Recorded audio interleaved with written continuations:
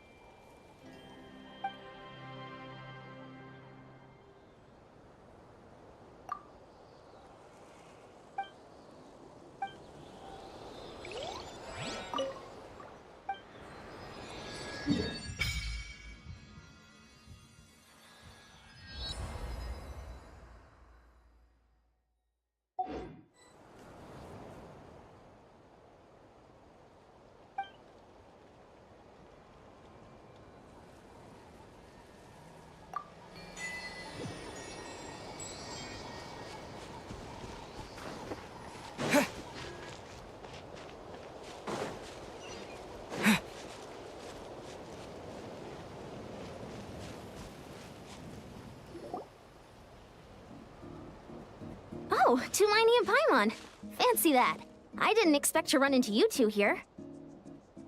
Oh, hey, Coach Yan-san. What are you doing here all by yourself? Just so you know, Paimon didn't come here to train. Paimon's not looking to sign up for any diet plan or bodybuilding class right now. All right, got it. But seriously, what do you take me for? Some coach from hell? I'd never force a student into something they didn't want to do. That being said, a little aerobic exercise would probably do you some good. You could take over my patrol for a while. That would count. Yeah, all jokes aside, you're right. I'm looking for some help. The Collective of Plenty is holding a bodybuilding competition soon, and so many people have been busy squeezing in their last-minute workouts that we've run out of staff for patrols. Oh, so you've stepped in to cover their work. But don't you have a last-minute workout to do too? I'm good. For one thing, I believe peak conditioning can only be achieved through consistent training over a long time span. Cramming in a workout at the last minute does next to nothing for you.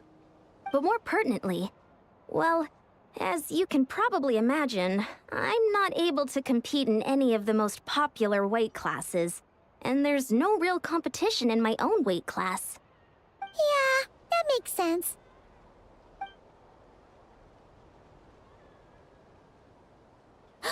Oh no! Don't look at Paimon like that.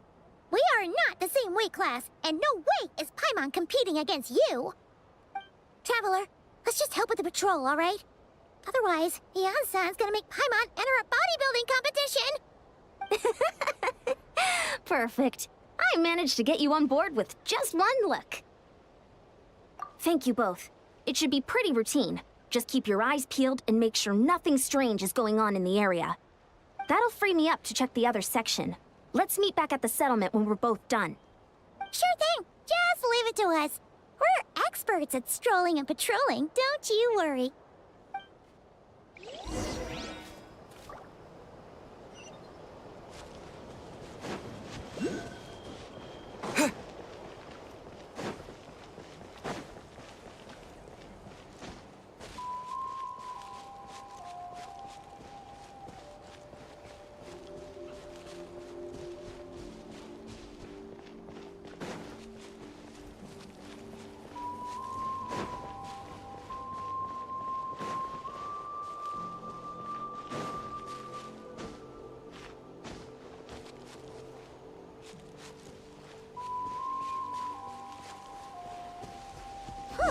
What's this?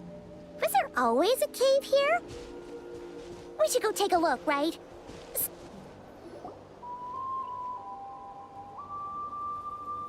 Hey, there's a hilichurl here. Is it sleeping? Doesn't look very hostile. Why is it hiding away here? Ah! You woke it up! Huh? It ran away. Oh, guess our reputation in Natlan is more fearsome than we thought. Even... You mean that shiny thing? Huh. Must have dropped it as it ran off. Huh. Paimon bets that hilichurl thought it was a priceless treasure. It was probably planning to hide it here for safekeeping. Until we showed up. Let Paimon take a look. Hilichurls aren't the brightest, so it might not be worth much, but still. What is it? You look so serious all of a sudden. Isn't this just a regular old key? The style is unusual, though. Doesn't look Natlanese. Where do you think it's from?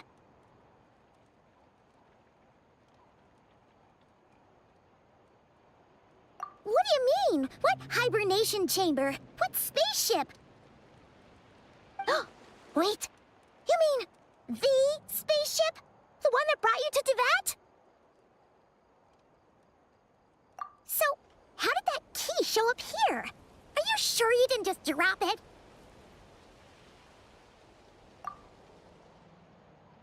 Whoa! Yeah! These look identical!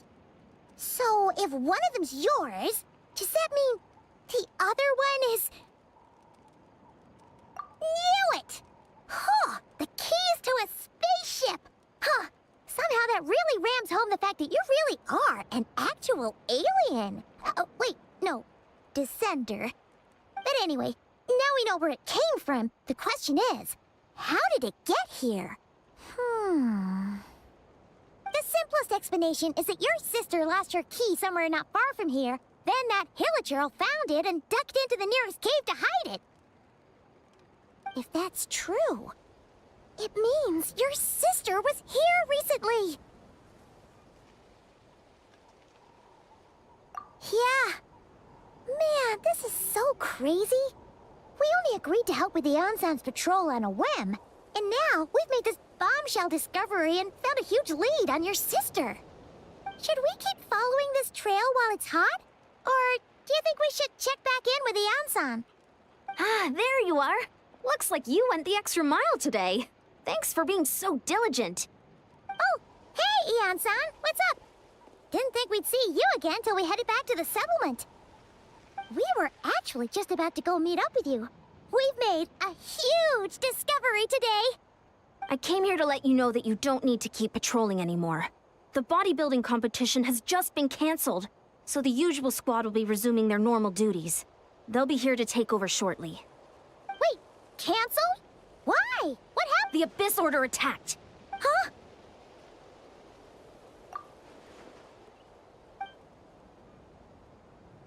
I've heard of the Abyss Order, but this is the first time I've known them to take organized action on such a large scale. It's like they're preparing to go to war against our entire nation. One little sect versus the entire nation at war? How are they expecting to pull that off? Based on everything we've seen from them so far, they usually prefer to act in the shadows. So, what's different about it this time? No clue. All we know is that they've attacked our tribe, but that doesn't tell us much. Our defenses are holding strong so far, so I'm gonna head to the Stadium of the Sacred Flame and see what Mawika knows. If there's any information out there, she's the one people report to. Oh, want to come with me? I'm sure everyone will feel better knowing that the hero of Natlan is on the case. Great, then let's head over together.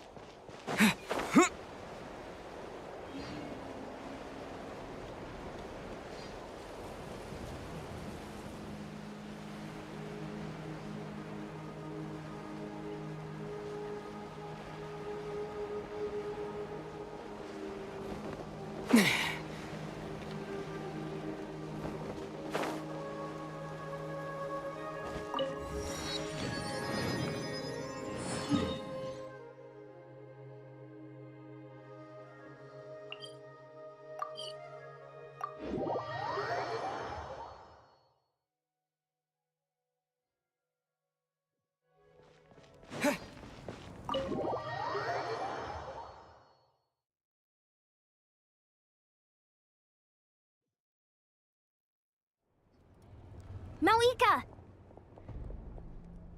Oh? Great timing, Yan-san. I was just about to send someone for you. And it's good to see the travelers with you. How are things looking? What's the latest word from the messengers? The Abyss Order has been spotted near several tribes at the same time. Clearly, this is a coordinated strike. Also, their numbers are much higher than expected. Their organization appears to have grown considerably, but because they're usually so secretive, this is the first we're learning of it. It sounds like they're throwing everything they have at us. What are they trying to achieve? That's what I'd like to know as well. Historically, Natlan has not been a hotbed of Abyss Order activity, and we have no particular quarrel with them. Could it be revenge, perhaps? Would they want to get back at us for a recent victory over the Abyss? Seems unlikely. But then again, Paimon wouldn't put anything past the Abyss Order. It's too early to say anything definite. For the time being, we should continue monitoring the situation. How are the battles going? Not too many casualties, hopefully? Well, even if they're committing all their forces to the fight, they're in for a tough time. Our brave warriors have just emerged victorious from an all-out fight against the Abyss itself. Yep. We have a whole nation's worth of seasoned veterans fighting for us. Compared to the true Abyss, the Abyss Order poses a far smaller threat. They cannot endlessly replenish their forces, for starters. However, this is still a war, so we must give it our all and do our utmost to minimize casualties. The tribes are organizing their defenses as we speak. Traveler, this is one war that Natlan can handle on its own. If you wish to stay out of it, you'll be safe here at the stadium with me. Oh? In what way?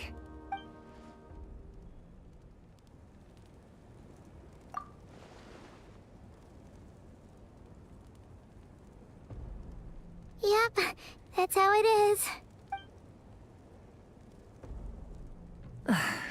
I see. My goodness, that is very personal indeed. If you don't mind me asking, do you have any idea what her goal could be? Safe to say, they're not exactly on the best terms at the moment. Ever since Paimon met the Traveler, he's been trying to track his sister down and get some answers. But she's been avoiding him. I see. So you two have fallen out. Huh. A pretty common occurrence between siblings. Well, yeah, that may be. But the stakes are a little higher where these two are involved. They certainly are. Although somehow it doesn't surprise me that a spat between the Traveler and Twin could affect the fate of the entire world.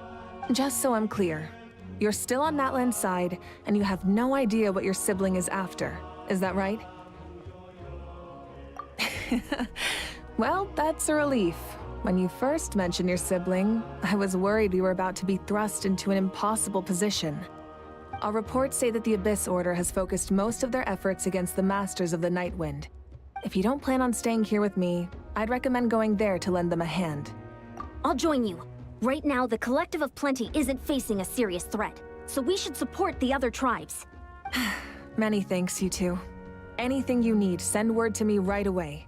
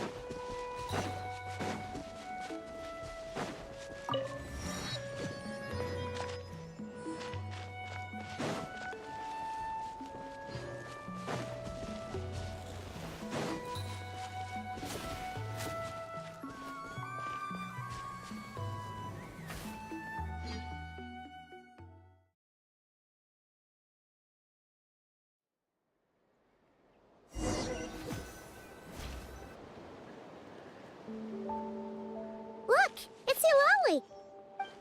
Huh. I wasn't expecting to see you here. Are you— How are things looking? Mawika told us to come here. Oh, the situation must be pretty dire if it's managed to get Eulalie out of the house. dire? No, I wouldn't go that far. It's mostly just irritating. I heard we're being hit the hardest out of all the tribes. What are they trying to imply? They just think we're pushovers or something? The more I thought about it, the angrier I got. I couldn't exactly concentrate on my novel after that, so... well, here I am. So, that's how they earned the ire of Granny Eatsley, huh? They call themselves the Abyss Order, yes? Ugh, so tasteless. It's exactly the kind of two-dimensional name a clueless writer picks because they don't trust the rest of their writing to persuade the reader of who the real villains are. Hey! She's saying your sister has poor taste. Wait, what? Are you saying his sister is a member of the Abyss Order? I only said that because I was mad, but maybe I went too far. Hey, let's save the chat for later. We've got some enemies in— Good. A much-needed chance to vent my frustration. And not a moment too soon. Things were getting awkward there. You didn't have to say that last part out loud, Eulalie. Anyway, let's get 'em!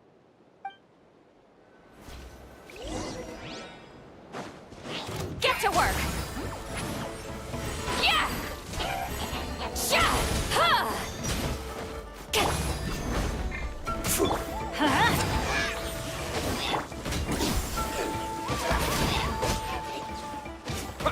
Yeah.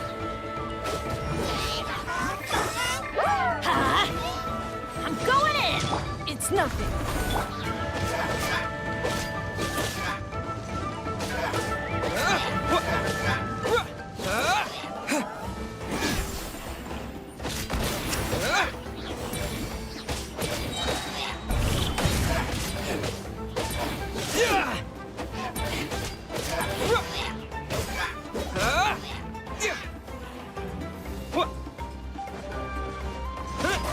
Let's light it up!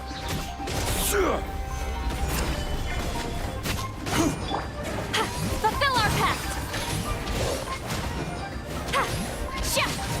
You two! Time to end them! Phew. Much better. That's more like it. Ooh, impressive work, Granny Eatsley. If I'd known you were on the case already, I might have reconsidered whether your tribe really needed reinforcements. If anyone should be reconsidering, it's the Abyss Order. They picked the wrong target this time. Experience says that if we head in the direction they were attacking from, we should find their stronghold. Why don't we press our advantage and destroy their base? They won't know what hit them. Hey, was there a battle here just now? Need any help? The warriors from the Masters of the Nightwind are here! The battle against the Abyss is still fresh on our minds, so everyone's used to working together. Well, morale's high and everyone's here. Let's go take down that stronghold! Get to work! Everybody stand back! Order guide you. Yeah, crumble!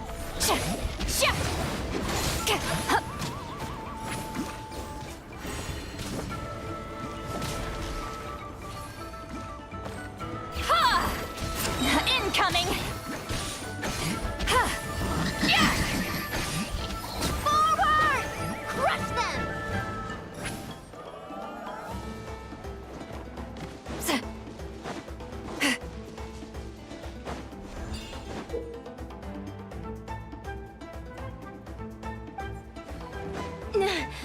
What is that thing?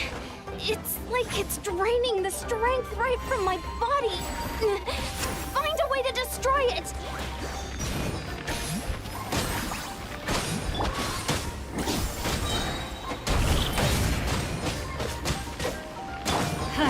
The Abyss Order's resistance is faltering.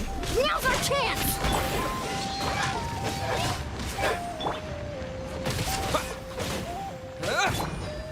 Gather! Let's light it up! Get to work! East Laline! East Papa! Get him!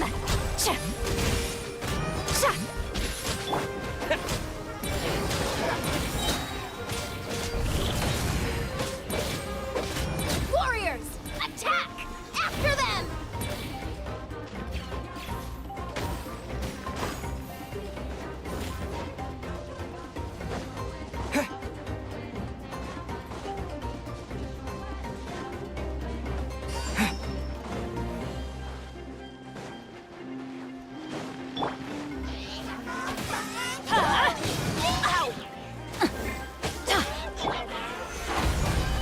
Show no mercy!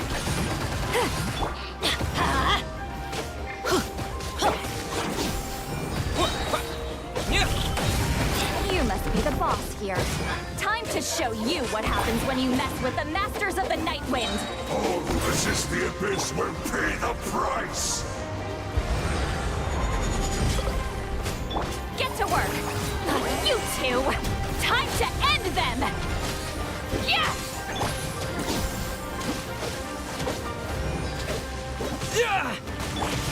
Let's light it up! Quake! Don't waste my time. Your life is mine.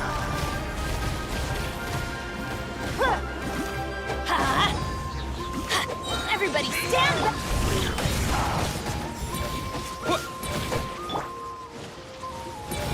Stabilize! Show no mercy! Let's light it up!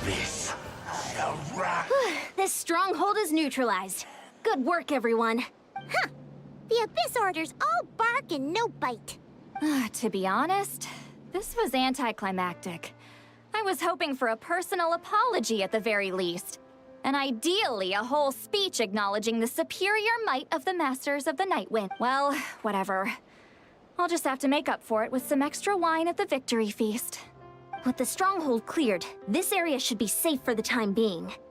But still, something tells me we can't afford to let our guard down yet. Maybe it's just me, but an enemy under siege normally defends their stronghold at all costs. The fighting gets more and more intense right till the bitter end. But this time was different.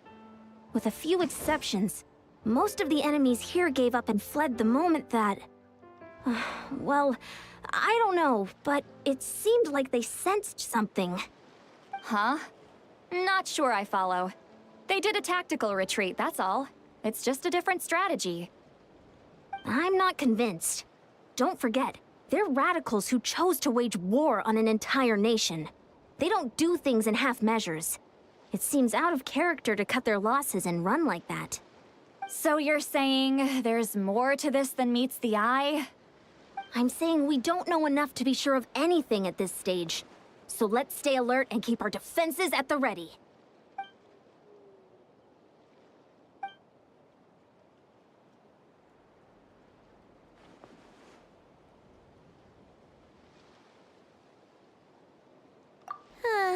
Paimon had a hunch you might say that. But you're right. If we can somehow use that key to track down your sibling, maybe we can end this war before things get serious. And... Wait, you're leaving? But I was still debating whether to invite you to the first victory feast. Go ahead, you two. See, Lolly and I will take care of things here.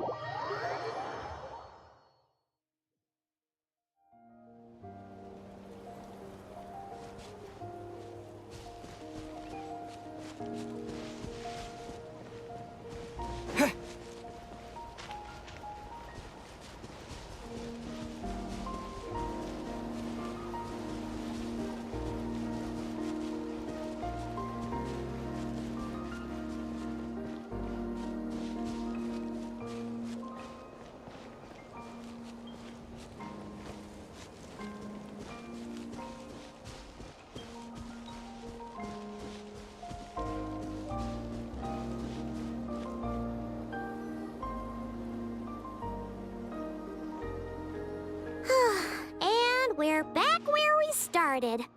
That hilichurl probably found the key nearby, right? Let's look around for clues. There's no time to waste. Hyun-san and St. Lolly are waiting for us.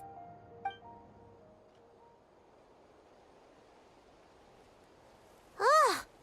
We've scoured the entire area, but still nothing. How the heck did the key end up in that hilichurl's hands? Are we supposed to believe that it just fell out of your sister's pocket as she passed by? Seems kind of ludicrous to lose something so important in such a dumb way. But then again, who knows? Sometimes in life, things just go missing and that's that. Oh, thank goodness! Someone's here. Please help me. Who are you?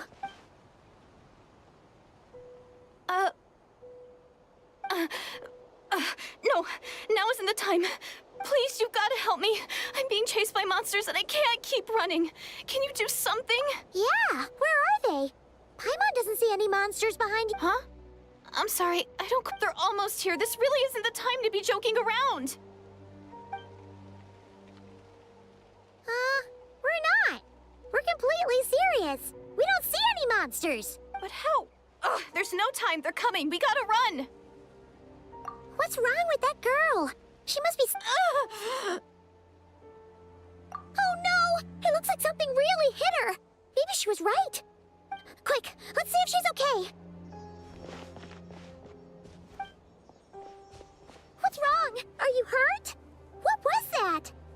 The monsters! They're right there! You need to get out of here. It's too dangerous.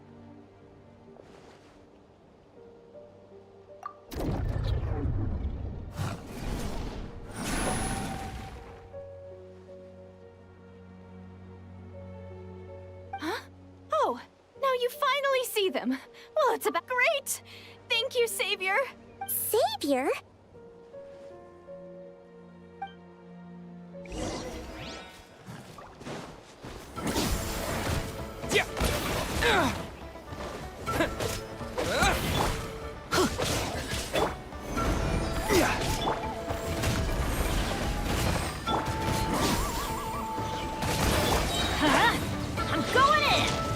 Right!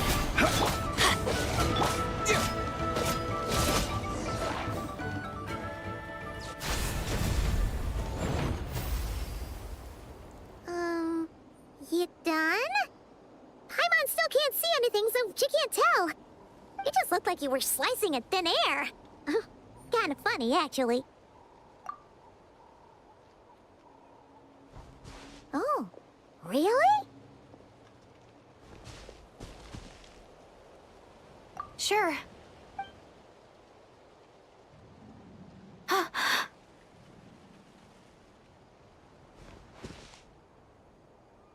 It's nothing. It's okay. I can see they're all gone now. No need for you to check. I didn't think much of it when the monsters were breathing down our necks, but now that I've calmed down, holding hands with you like this, I'm just a little shy, that's all. Huh? Have you never shaken hands with someone before? You sure get flustered easily. Well, anyway, I haven't had the chance to introduce myself yet. I'm Dirimu. Thanks for, saving me just now. I'm really grateful for your help. No worries. Paimon's Paimon, and this is the Traveler. With him around, you'll be safe from any monsters. As long as they're visible. So, what was the deal with those monsters just now, anyway? Your guess is as good as mine. I could see them the whole time, so when you said you couldn't, I thought you were making fun of me. Whoa! That must have been scary. The idea that we'd stand by and laugh while some poor girl was being hunted down by monsters? Don't worry, we aren't like that. When we say we can't see something, it's because we really can't see it. But more importantly, did the monsters hurt you? It's nothing serious. But I did sprain my ankle back there. I won't be— Good idea! We'll take you!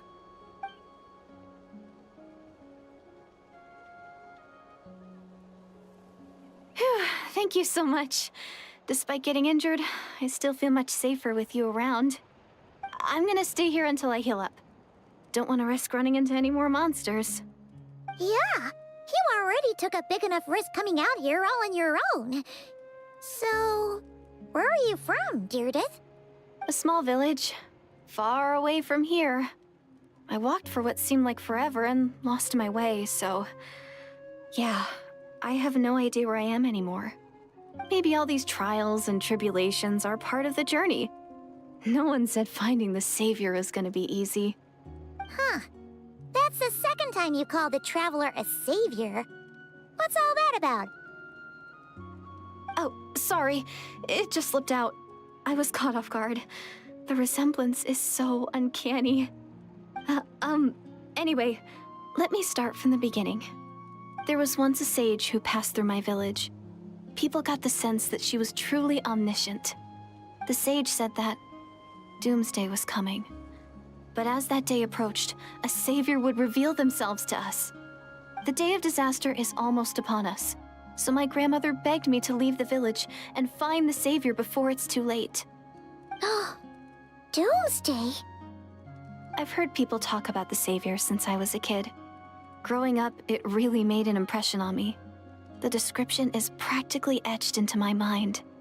So when I saw your golden hair for the first time, it was like this image that's existed in my mind's eye all these years suddenly came to life.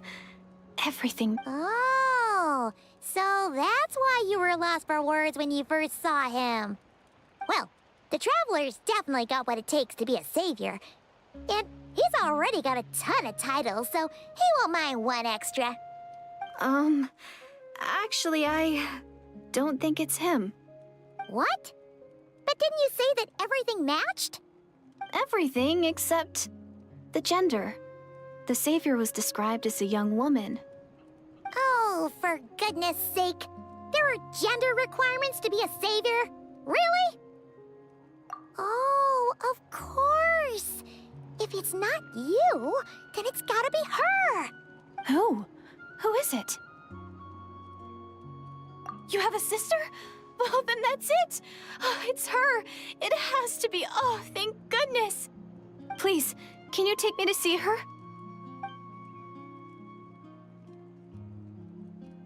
Huh. Maybe, if you're lucky. It just depends if we can find her. Huh? But isn't she your sister? Sorry. Looks like Paimon steered this conversation back to the fallout between you two.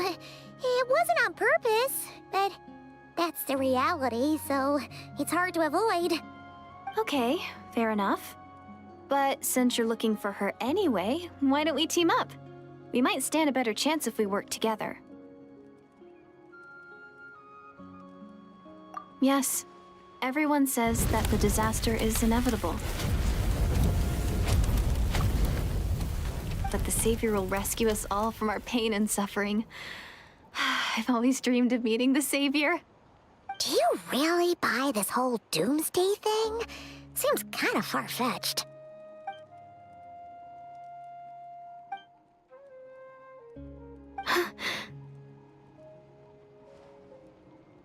See?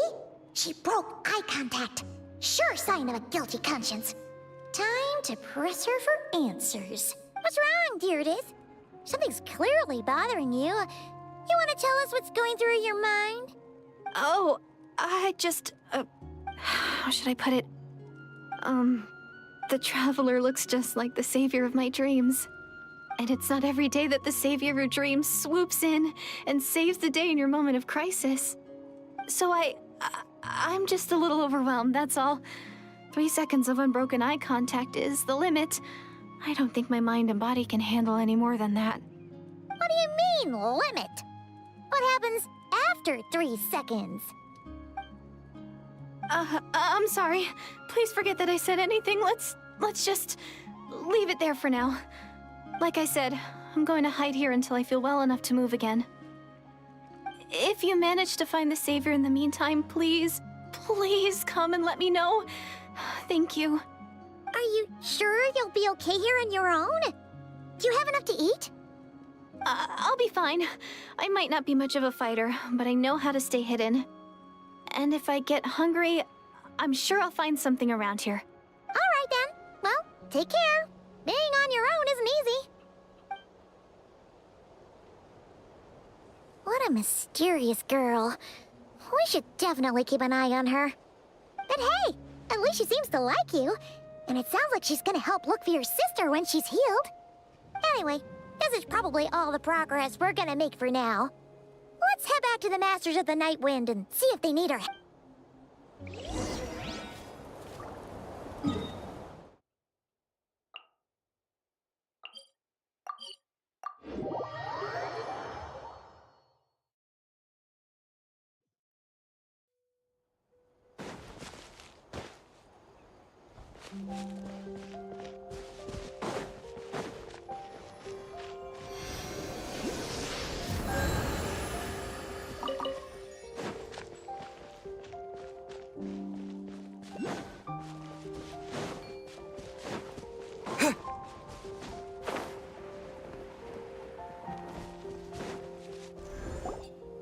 Oh, you're back!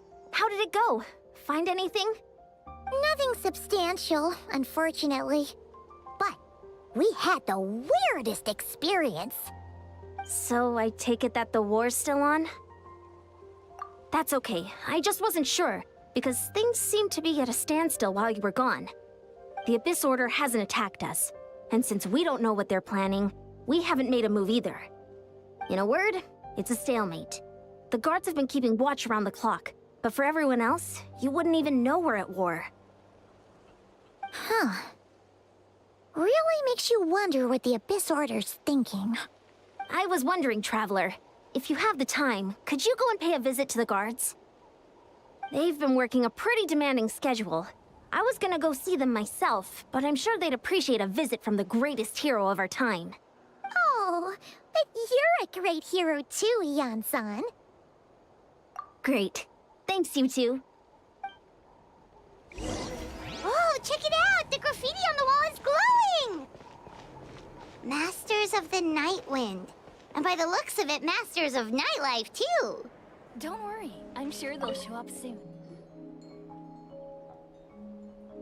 Wow, Tumaini, our hero. We've actually fought together before. You probably don't remember it, though. You do? Then it's truly an honor to serve alongside you once more. Thank you for standing guard this whole time. It's all good. Honestly, it's not been that much work. Haven't heard a peep from the enemy. Nothing that would indicate an impending attack. I've spotted a bunch of Abyss Order operatives, but they weren't acting hostile, just hanging around. There were even moments when they seemed to be meditating. At least, that's what it looked like to me. Maybe it's part of their religion or something. Out of an abundance of caution, I asked some shamans from the tribe to take a look and see if there was anything nefarious at work. But they didn't sense anything untoward, so we just put it down to religious ceremony and left them to it. Huh. Interesting. Oh well, the more time they spend meditating, the less time they spend trying to beat us to a pulp. Well, the shamans didn't raise any concerns, so how bad could it be? As far as I'm concerned, so long as they don't pose an active threat, they can do all the cult worship activities they want. Besides, as soon as everything's in place and we're ready for an all-out offensive, there'll be no match for us. Huh. Sounds like morale is pretty high. Guess there's strength and confidence in numbers. Let's keep going, Traveler.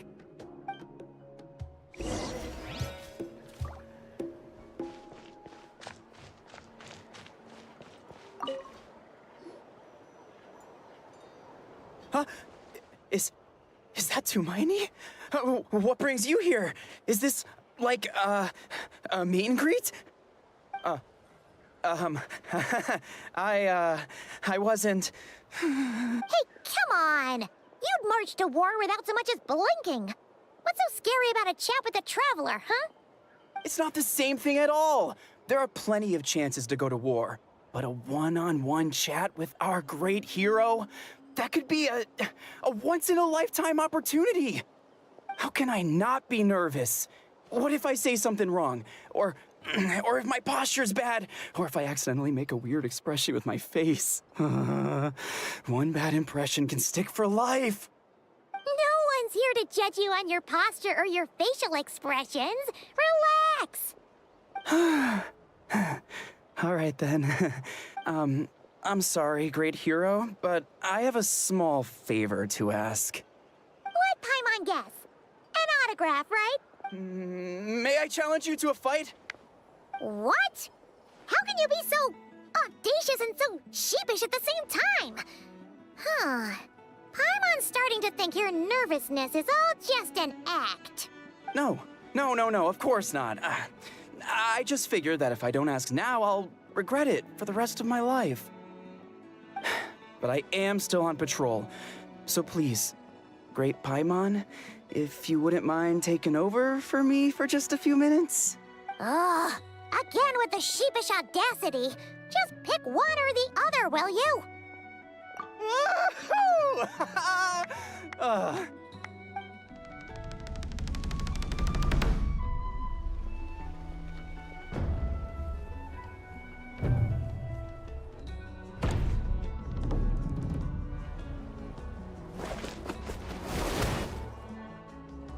Obviously, I never expected to win, but until now, I didn't appreciate just how great the gulf was between us. I'll be bragging about the day I got to spar with Tumaini for the rest of my life. Today's really my lucky day. Ugh. Paimon can't keep up with you. Your tone has changed all over again. Now you've had a spar with the Traveler. What? Well, some people connect through conversation, but we warriors bond by sparring. And now that I've had a bout with the hero, we're no longer strangers. Nothing to be nervous about anymore. Okay. Well, to each their own. But Paimon's still gonna stick to conversation. Not at all. We haven't spotted any new enemy movements. As Paimon expected, nothing here either. Let's do another lap and get back to Yan-san.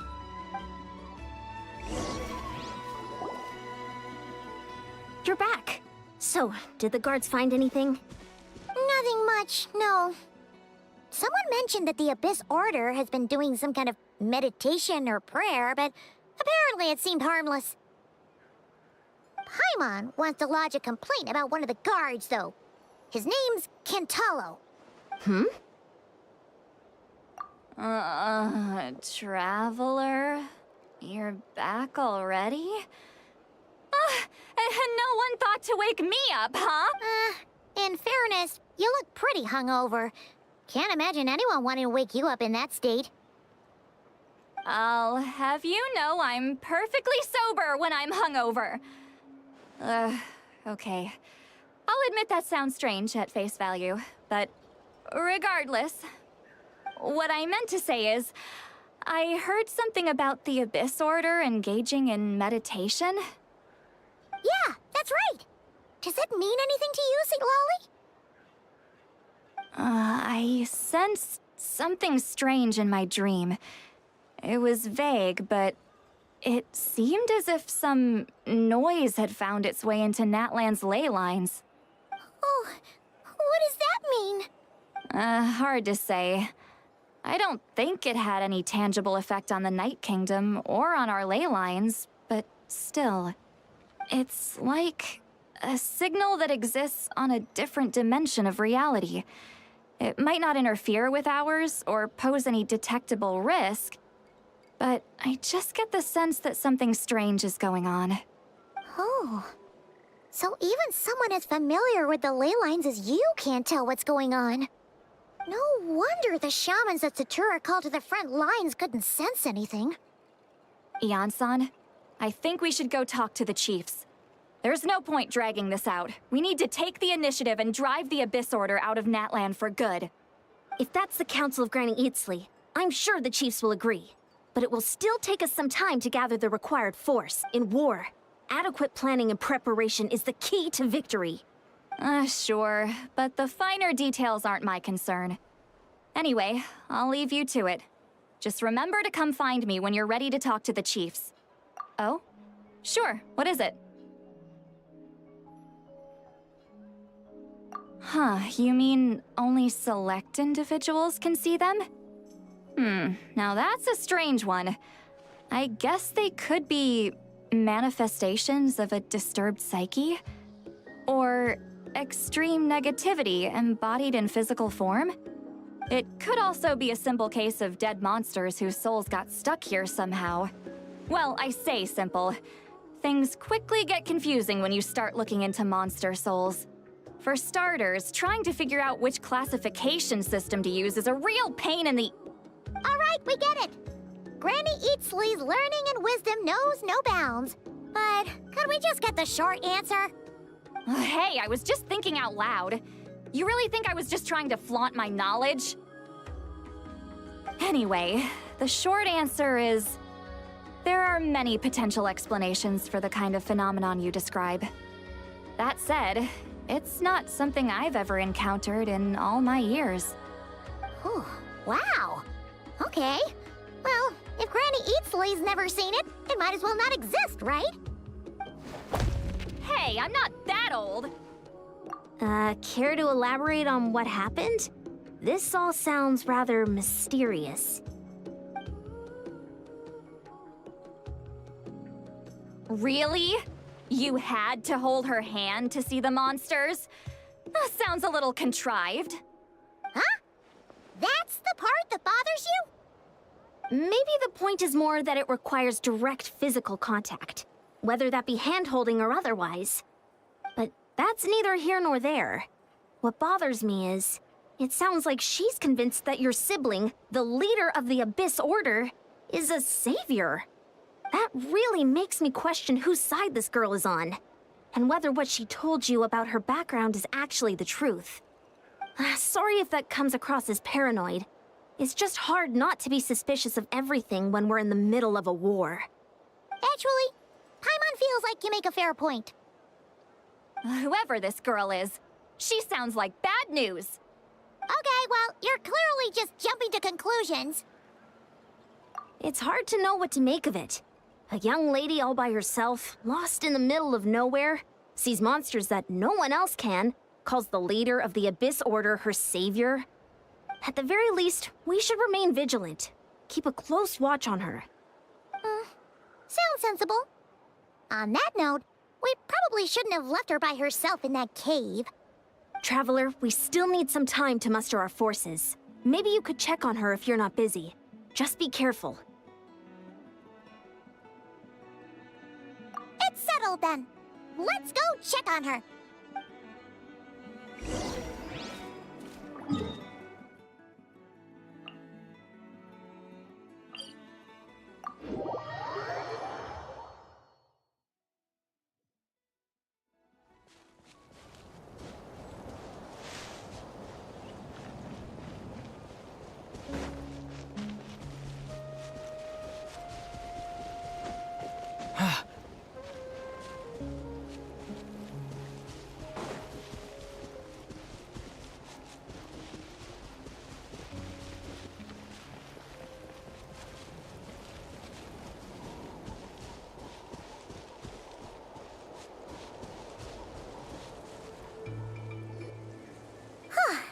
Here we are. Dirimu will still be here, right? Oh, it's so quiet, though. Uh-oh. What if Yan-san was right? Maybe she never intended to stay here at all.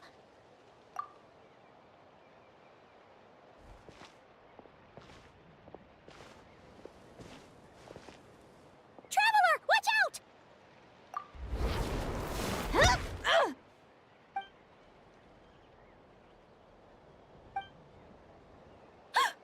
Oh, sorry. I didn't know it was you. I heard a noise and I thought it was the monsters coming to get me. Did I hurt you? Oh, I'm so sorry. I wasn't thinking straight.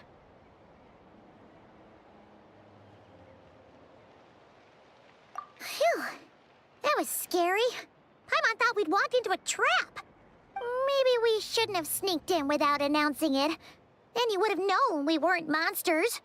To be honest, I've been really on edge since you left. I just have this constant feeling that any second, the monsters are gonna come back and get me. And it's not like I can run from them.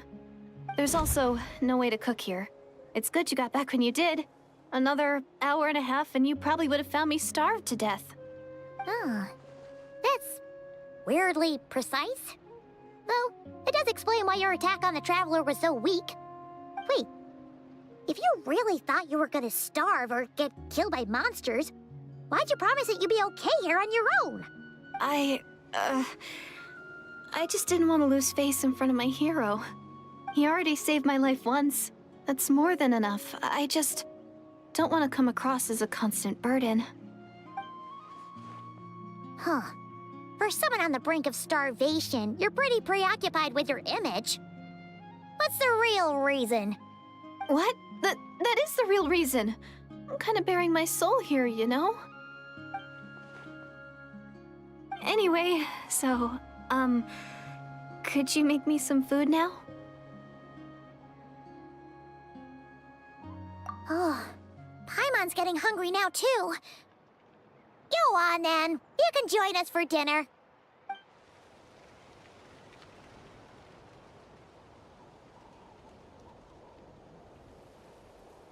Whew.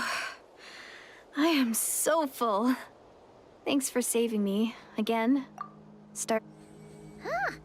You can really pack it away, Dirimu. Guess that explains how you had the energy to make it this far.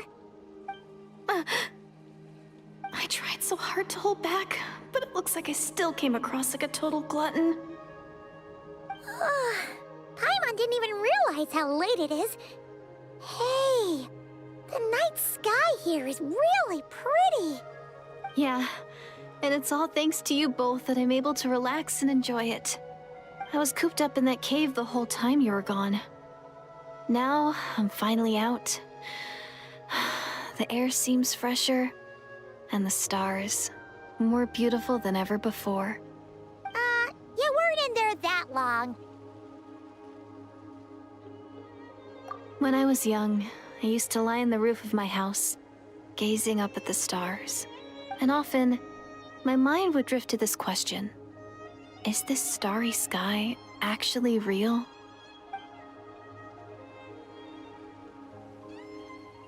But my grandma would tell me the answer to that question doesn't really matter. Think of all the people in our village who spend their entire lives here, she'd say. To them, that little village is their whole world. And so, if it's our destiny to live beneath this sky all our lives, then whatever may or may not lie beyond, this is our world. And that sky is real to us. Paimon kinda gets you, but also not really. Is it kind of like how journeying with the Traveler is everything to Paimon right now? I really treasured my world. For a really long time, the village was my everything. The houses, the scenery, stories I always loved to hear about the Savior. But I could never bring myself to agree with Grandma. Even if the village was my entire world, I still had to know what lay outside its borders. Yeah! Go you! So, I finally ventured out and set off on my journey to find the Savior. I'm going to make my world bigger, one step at a time. And I'm not going to stop until I've seen what's beyond the stars. Maybe then, I'll finally get an answer to the question I had as a child. Who knows? Maybe one day, I'll be sitting and chatting just like we are now, but with someone from another world. Yeah, one day. Oh, if only we could tell her. But it's probably best not to open that can of worms right now. I need to find the Savior and protect my world. Then, I can make sure it continues to grow. That's the most worthwhile thing I could think of doing, so I've been giving it everything I've got. You know what? That's pretty cool. Paimon kinda wants to root for you now. Oh, sorry. I got a little carried away. I always get chatty after a hearty meal. Just like my grandma.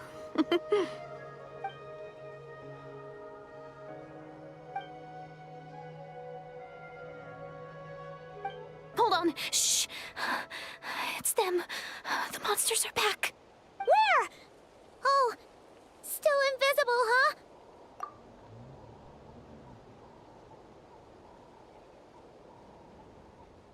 Can you see them now?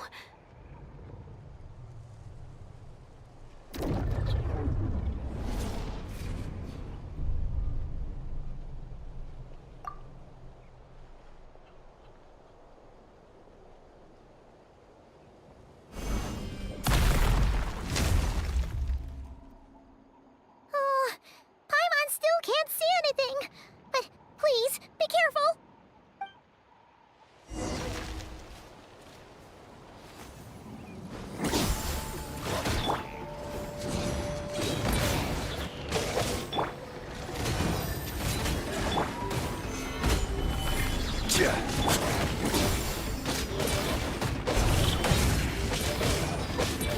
Everybody stand back!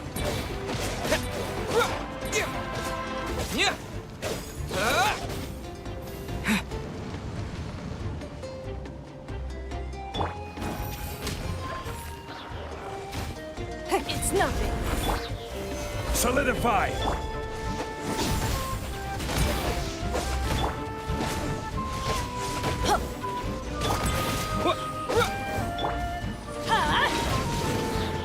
Yeah, I'm going in! Order guide you.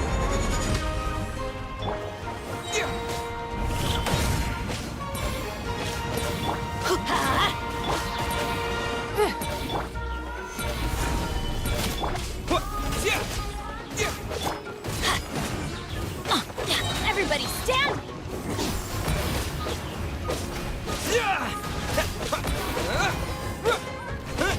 Crumble!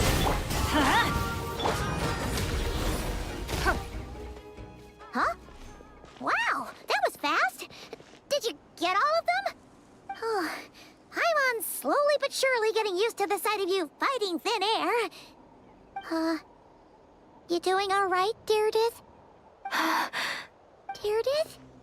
Hey, it's okay. There's nothing to be scared of anymore. Oh, I'm fine. I just spaced out there for a moment. You spaced out? That's a pretty bold move under the circumstances. I was just... the image of the Traveler fighting to protect me. I was trying to commit it to memory. Seems like the least I can do. Alright. Whatever floats your boat. Anyway, there are no more monsters in the area, and it's getting late. Why don't you stay here tonight?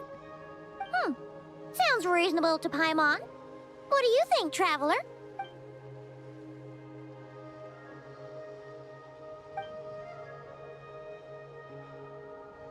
Alright. Deirdith will be... Huh? Deirdith? Why are you going in alone?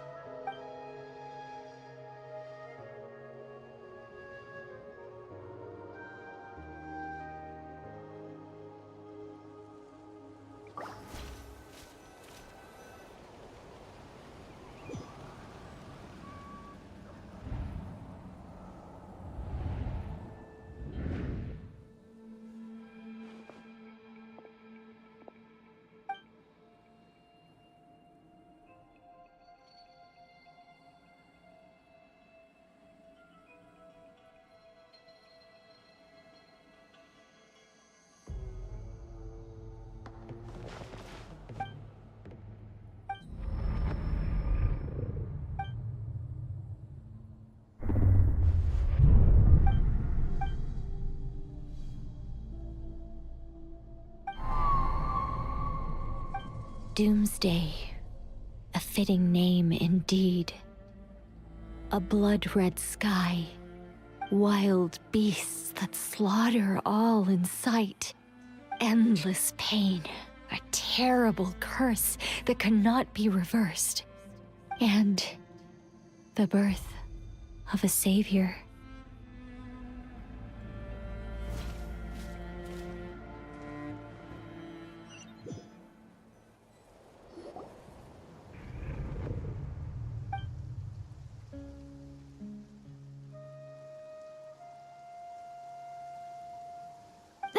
You're awake. I'm sorry. I didn't mean to,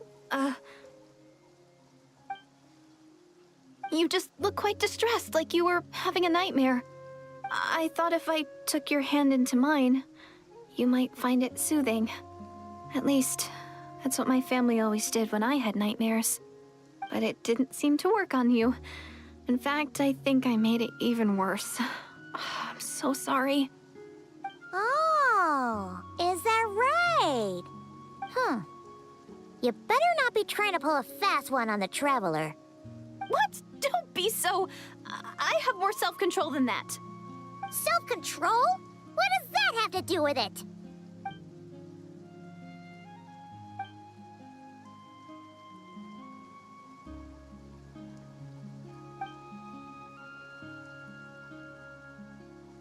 Ugh. No way is Paimon getting back to sleep after this. You go ahead. But for the rest of the night, Paimon is staying up to keep an eye on this young lady. Oh, do I really seem that shady to you?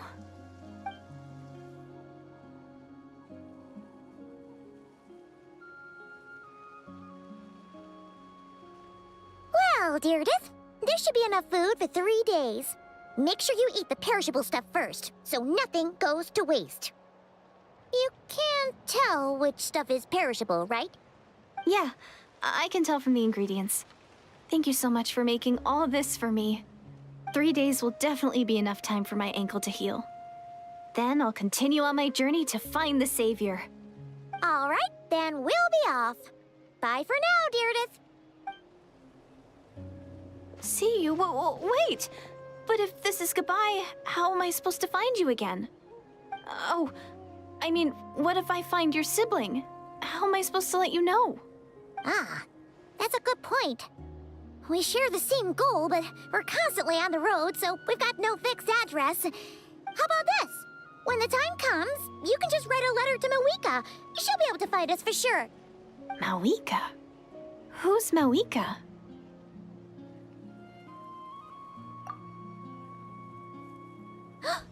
It's the Abyss Order! They're here! But it doesn't look like they're marching to war. More like they're... running away? Where? What are you talking about? A bunch of Abyss Order thugs! You don't see them? They're heading right this way! That's strange. I guess it's my turn to not be able to see the monsters.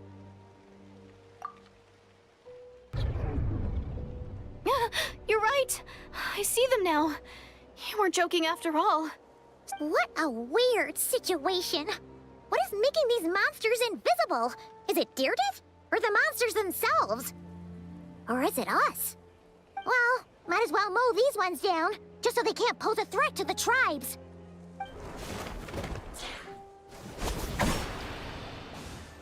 Woohoo! All done! Their morale seems super low. Guess they really were on the run, huh? So, there's no more of them, right? I still can't wrap my mind around this. Why couldn't I see them until you took my hand?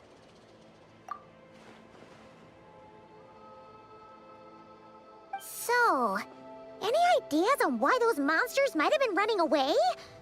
Oh, Paimon's getting a little worried about Eon-san and the others. Let's head back. We gotta go. Bye for now, Deirdre. See ya, and please take care.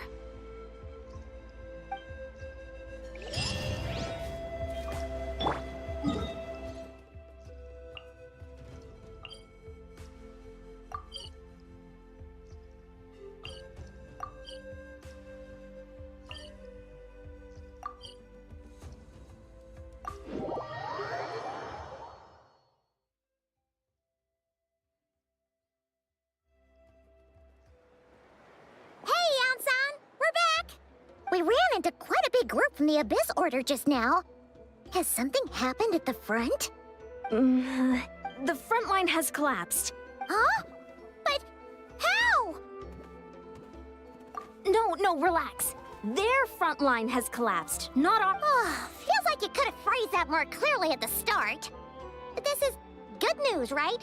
Why'd you still look so serious?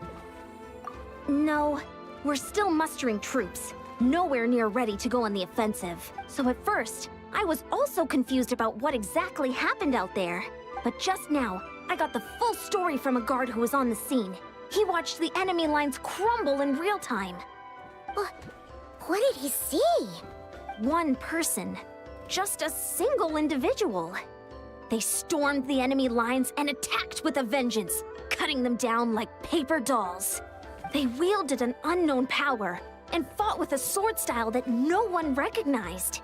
The guard who relayed this to me said that before he even had time to react, the enemy was decimated. I'm only recounting what I heard, and I'm sure the guard in question must be exaggerating to some extent. But still, we have to identify this person.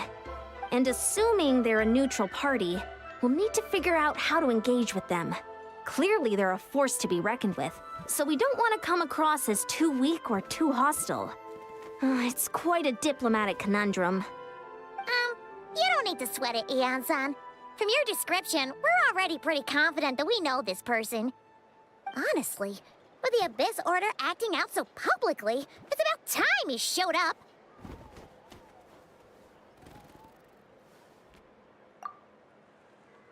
Dainsliff! Wonder if we're allowed in here. Oh, the door opened all by itself. Taking that as a yes? Aw, the Tommy store from earlier. It's really here. Then let's go introduce ourselves.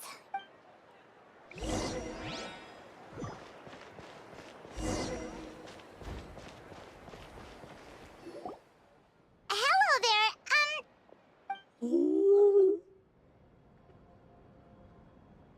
Okay.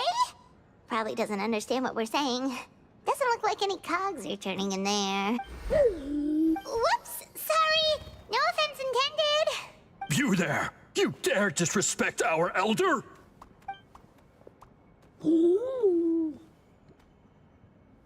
Oh, you mean... Oh, I see. Sorry, my mistake. Apparently you are here by invitation. In which case, it's my job to make you feel welcome. Some introductions are in order. I am Kaholam, one of the priests of our tribe. And this is our Iktomisor elder, the great Tlapokpok Teets Tatel. a living totem among the masters of the Night Wind. Whoa, that's quite a tongue twister. In truth, we usually go with Elder Tlapo for short. You're welcome to do the same. Ah, I assume you're referring to our Elder's special ability. Elder Tlapo has been alive for many centuries and harbors secrets that even we priests are at a loss to explain. So your reaction is entirely natural. But one thing I can say for sure is that Elder Tlapo has appointed the two of you to an extremely important task. For the— What sort of task? If it's all right with you, I'll take you to see our chief. He's in a much better position to answer your questions. Okay, sure. Very well. Then you can use this scroll to go directly to the obsidian altar, where the chief is. Don't worry, it's just one of the many mystical abilities of our tribe.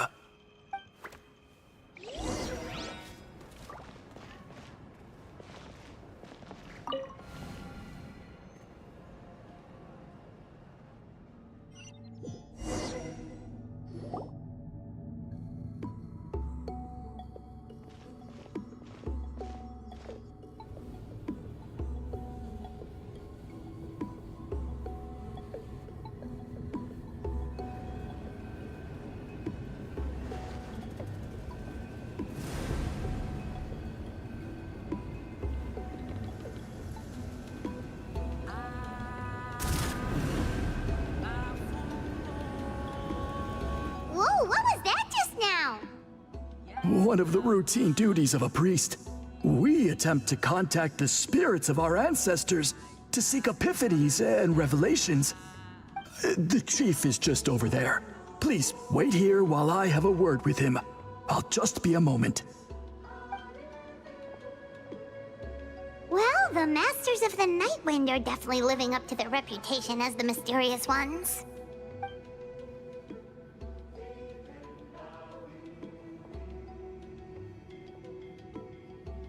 All right, I've told the chief why we're here, and now you may speak with him. Right this way. So, you two are the appointed ones. I am Chief Biram. Welcome, and thank you for your patience. So tall. Unusually so. Yes, I am aware, but I assure you, it's no cause for alarm. Oh, no, of course not. Sorry, Paimon just reacted without thinking. Ah, yes. Kaholam told me about that. As outsiders to our tribe, this is probably the first you've heard of such appointments. I'm sure the whole thing seems very confusing. Throughout our history, only members of the Masters of the Night Wind have been appointed to undertake these tasks. This is the first time an outsider has ever been chosen. Really? Allow me to explain. Our tribe has an old tradition of recording history in the form of woven scrolls. And not just our own history. We record the legends and heroic feats of all other tribes as well.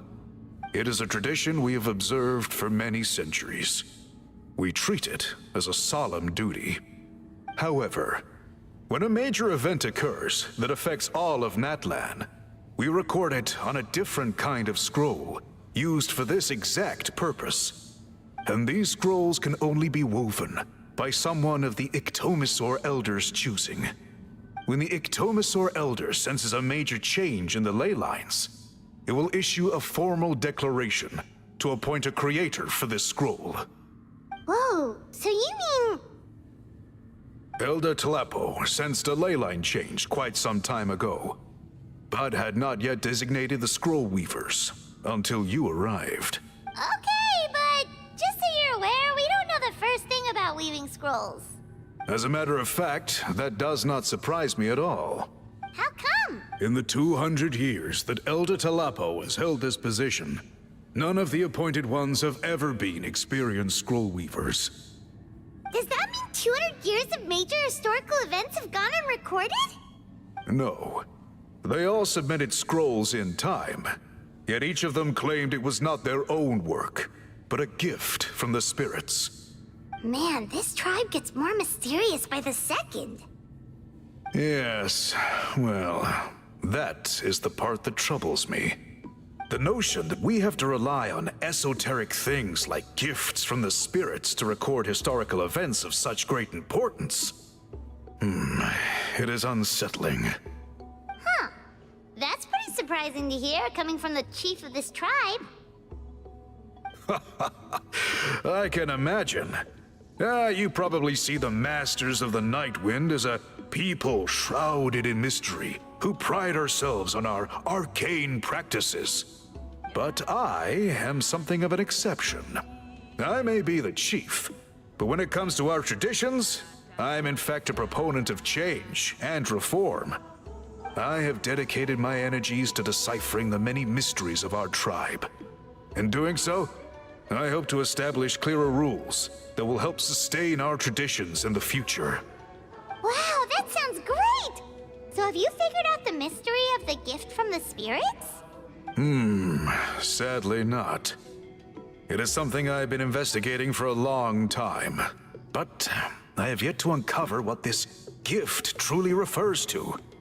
Only a small handful of events over the years have been recorded on these special scrolls, with decades between each one.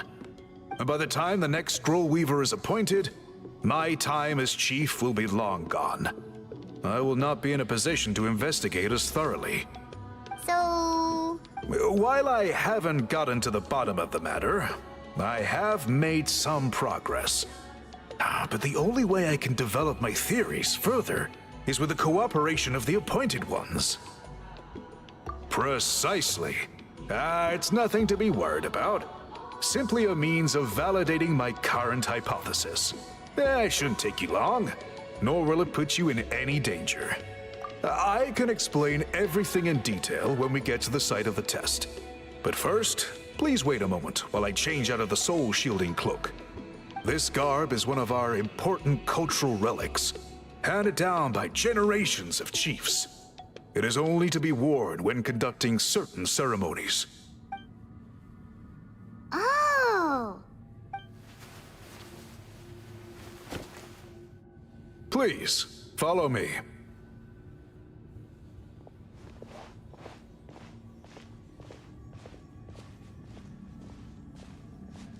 Do you see this scroll? If you touch it, you will enter a hidden space. Today's test is, quite simply, to find a way to escape that space. That's it? I assure you, it's not as easy as it sounds. If you cannot find your own way out, I will of course intervene to bring you back here. But then, we will be no closer to solving this mystery. Good. Simply touch the scroll to begin the test.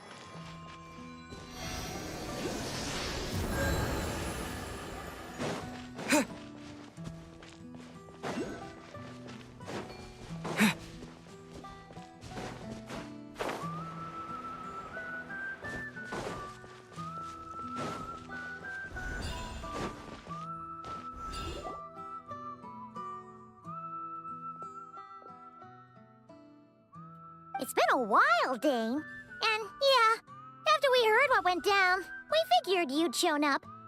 You caused quite a stir, you know. Oh, this is a friend of ours from Natlan. Her name's Ian-san. She insisted on coming here to thank you in person. It is my honor, Mr. Dainsleif. Thank you for breaking the stalemate in our war against the Abyss Order. Natlan is fortunate to share a common enemy with such a mighty warrior as yourself. Please don't mind him, Ian-san. He always talks like that, but he's a pretty nice guy deep down. It's quite all right. Uezo Iansen respects those of great power.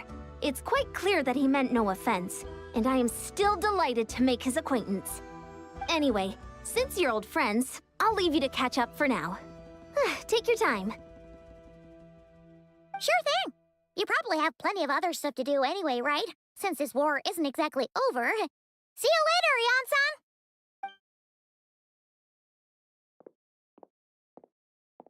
Hey, Dane. Would it have killed you to be a little more polite? She's our friend.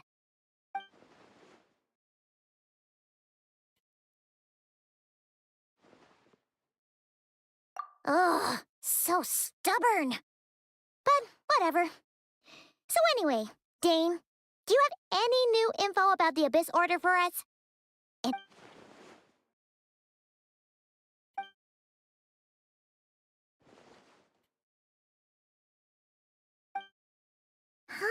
We thought so too. But it sounds like you're no closer to learning what that goal is than we are.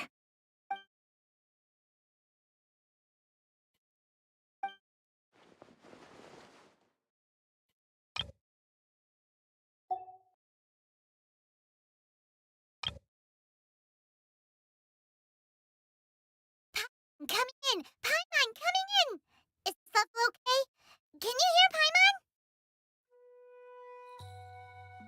Paimon, coming in! Paimon, coming...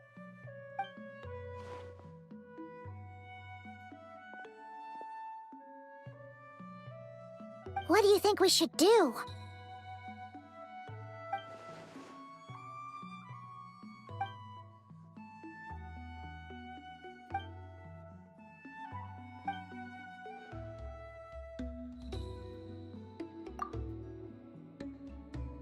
Paimon gets it. Nothing in the world can satisfy you like making mincemeat out of the Abyss Order, right? Wow! Okay. A rare, candid response from Dane. Well, actually, we found his sister's hibernation chamber key near the Collective of Plenty. She must have lost it. Oh, and there's more! After finding the key, we also ran into this weird girl.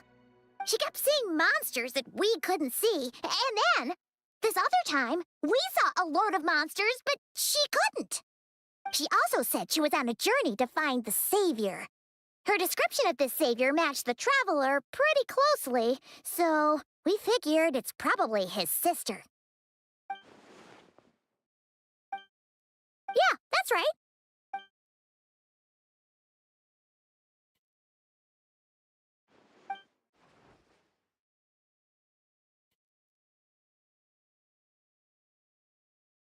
Wait, wasn't his sister called the Princess, though? Where did this Savior thing come from?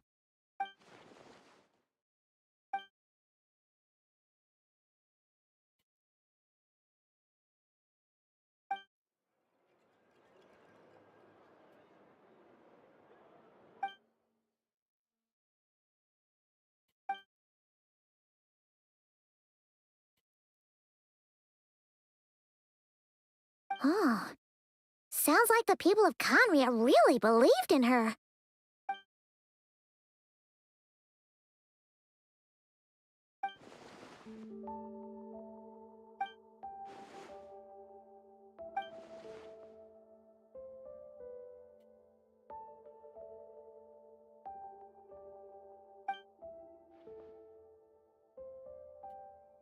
Ah, Paimon gets it now. So, a bit like Kaya, except she grew up somewhere more isolated? Still, That doesn't explain the invisible monster situation.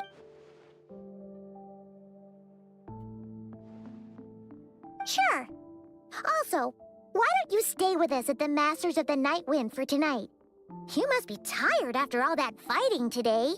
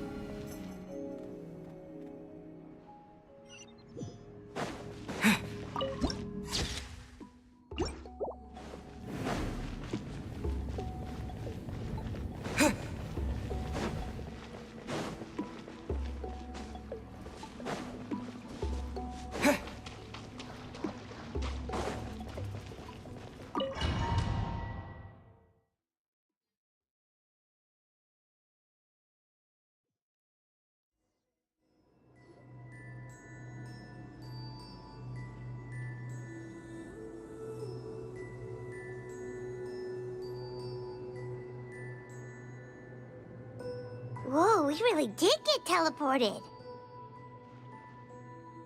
It seems like this place is completely sealed off. Doesn't look like there's an exit anywhere. Let's take a look around and see what we can find.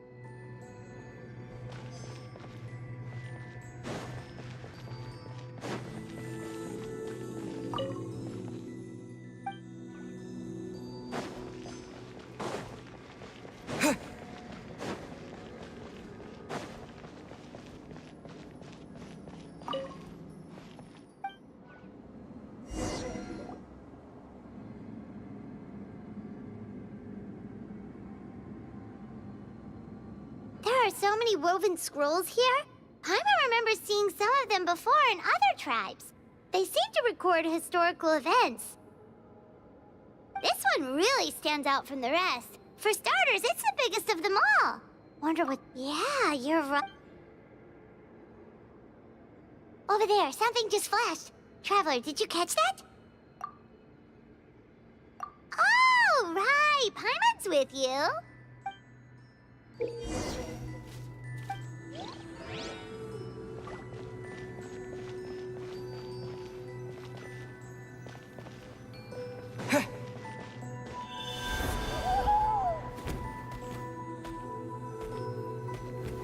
Aha! There is something hiding here! Yep, this looks like our ticket out of this place.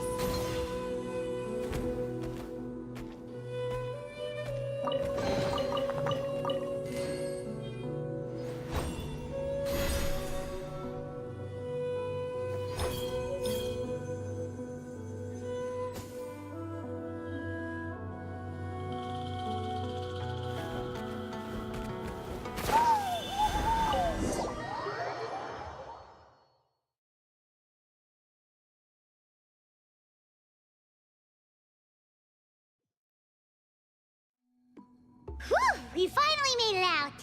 It is just as I thought. You are indeed capable of undertaking this mission. Yes. You saw many distinctive-looking scrolls there, didn't you? Sure did. This specific kind of scroll was left to us by our ancestors. Upon investigation, I discovered what sets it apart is the use of a color not featured in ordinary scrolls. It is a most mysterious color that most people cannot even detect. I myself had to employ special techniques to confirm its existence. Yet there are those who are born with a natural ability to perceive it. And that is why I wanted to test you. You mean... That space you just entered was an exhibition room for storing this variety of woven scrolls. Centuries ago, a great shaman by the name of Huitzilin put in place a security measure so that anyone who entered the room without permission will become trapped inside. It exists to this day, and although I have not managed to decipher how it works, I have at least found out how to turn it on and off. Once someone is trapped inside, it is all but impossible for them to escape without outside help, unless they share the great shaman's ability to perceive that strange color.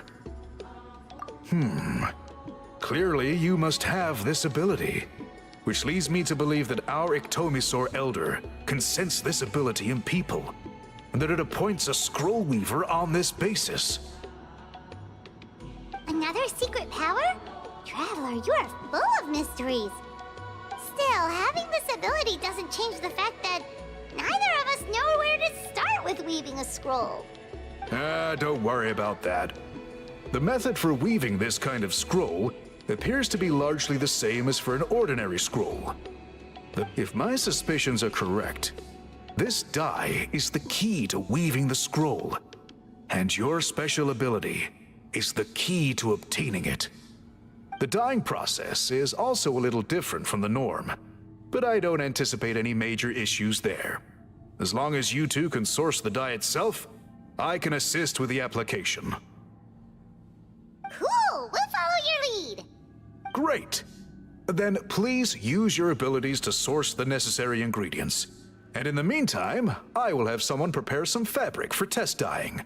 We'll make a few sample pieces to test out my hypothesis. And if that goes well, we can begin the scroll in earnest. If you agree to help, you can expect to be handsomely rewarded once this is all over. So, what are your thoughts? Agreed, especially if there's a reward in it. What is the reward, by the way? Is it food? Paimon hopes it's food. Given the stakes involved for our tribe, I was thinking a substantial sum of mora would be appropriate. Surely that would be preferable to just a free meal. More works too. Anyway, how do we go about finding these ingredients? Are we supposed to just keep walking around Natlan until we stumble across them? Thankfully not. I've already identified a location where I suspect they may be found. And I've arranged for someone to guide you there. Your guide is waiting just outside. You...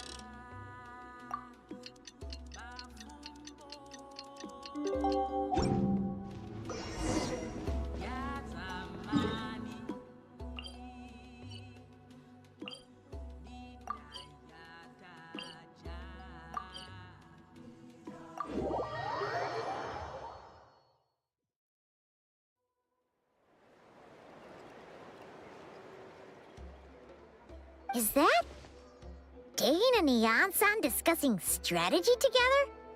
Huh. Looks like they're getting along just fine.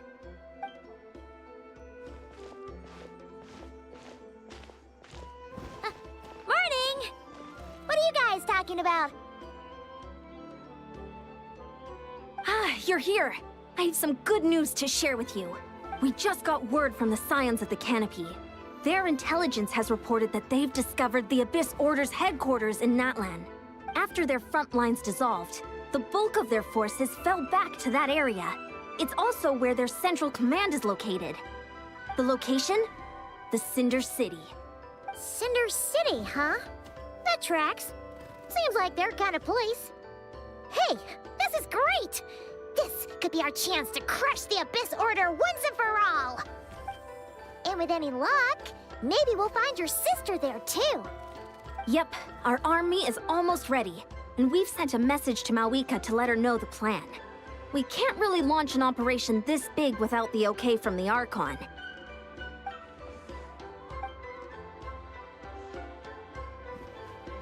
I've already explained my reasoning, Mr. Dainsleif. I understand your concern, but an immediate strike is not on the cards for us. You're gonna go on your own? Come on, be sensible. Just wait a tiny bit longer, and you'll have a whole army going with you. It's all right. I support your decision, Mr. Dainsleif. Huh? Shouldn't you be talking sense into him? I admire his courage, and I believe he is strong enough to take on the Abyss Order on his own. And even if things don't go to plan, he just needs to bide his time until we arrive with reinforcements. Mr. Dainsleif, I wish you the very best of luck. Looks like he's waiting for you to say something, Traveler. Oh, for a second there, Paimon actually thought he was gonna brave it alone. And then he called his own bluff.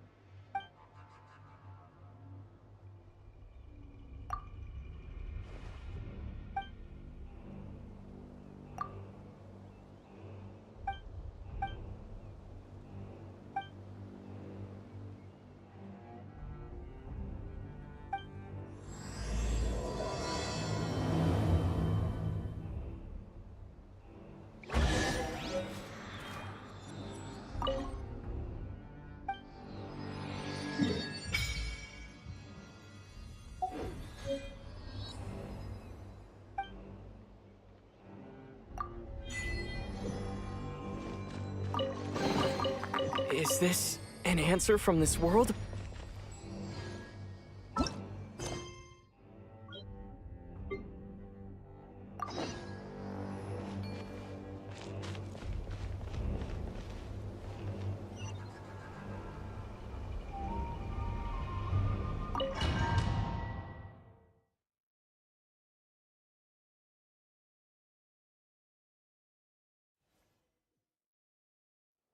Is this the place?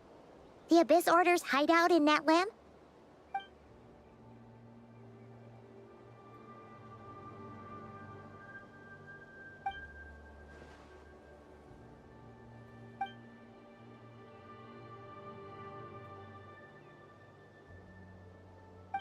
It's been so long since we fought with Dane side by side. Paimon's confident we can clear this place out long before Eon-san arrives. And if you get to meet your sister again, even better! Let's go!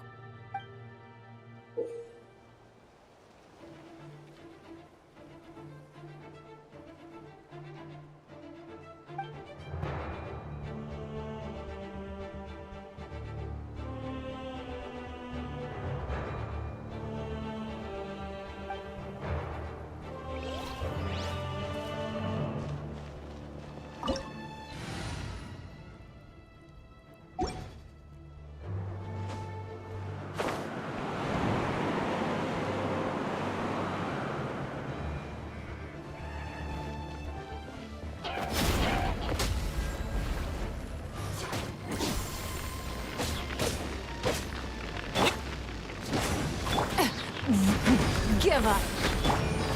Gather! I'm going in!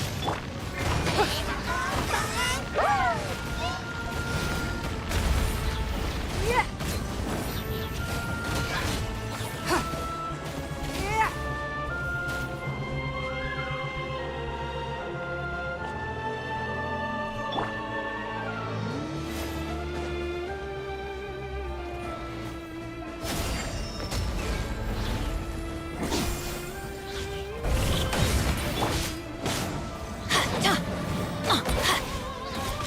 Everybody stand back! Solidify! I will have order.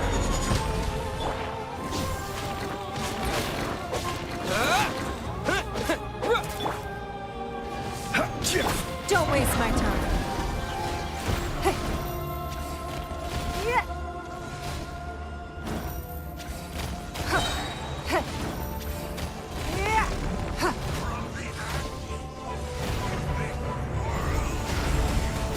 Submit!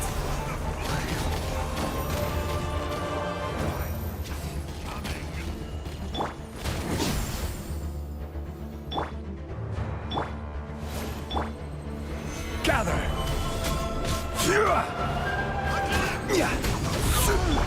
This is a very different battle from the one we fought with Eon-san. No one's backing down! They're fighting back with everything they have!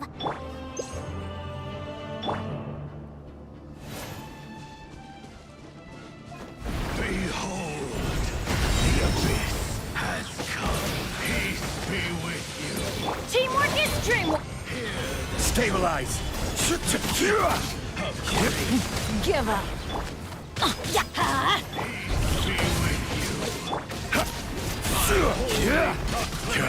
Order guide you!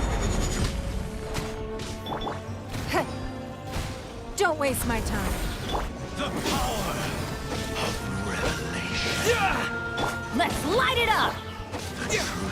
Shall set you door is opened unto you. Off we go!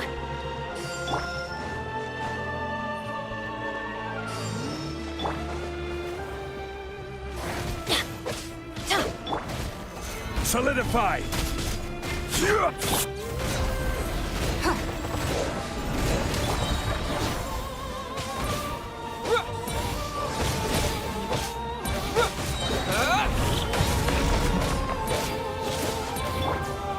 Stabilize! I will have order. Huh? It's nothing. Yeah.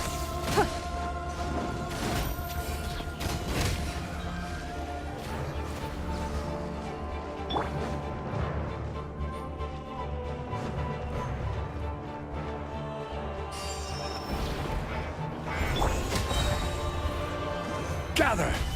Order guide you. Dainsleif, the relentless specter that haunts us. The abyss is all present. To flee is futile. To resist it, vain.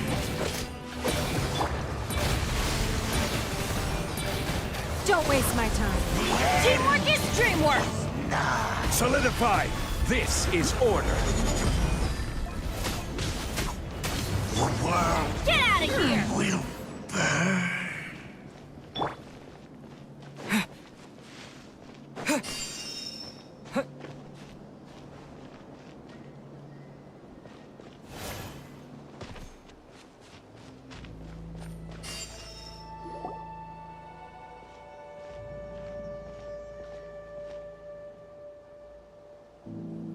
Twilight Sword Dainsleif. Is this really what you want? So, where's the Traveler's sister then? Or is this guy supposed to be in charge here? So, this is a hunt to you. I must say I pity you, Dainsleif. The death you dole out so readily to others is a luxury you yourself cannot enjoy. But today, that is the least of your worries. Do you realize that all your years of pursuing us are being rendered utterly meaningless, even as we speak?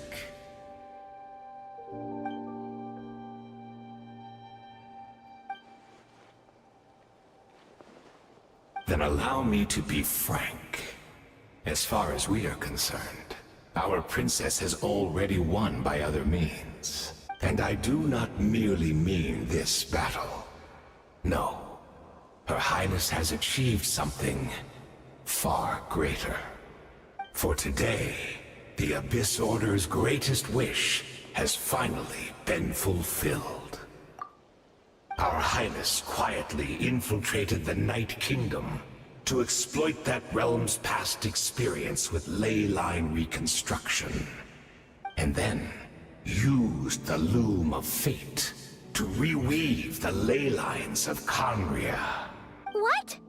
She used the Loom of Fate? Wait, does this mean the attack on the Masters of the Night Wind was all a smokescreen to give her some cover? Oh no! This makes too much sense.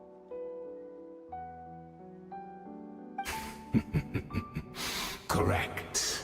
As of now, our homeland has been revived.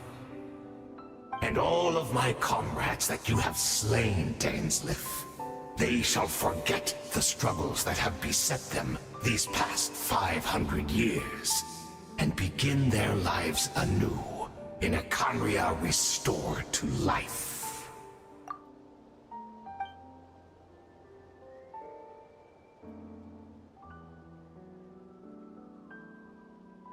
Right! You still need a few steps after that, such as finding a place to host the ley lines you just re-wove.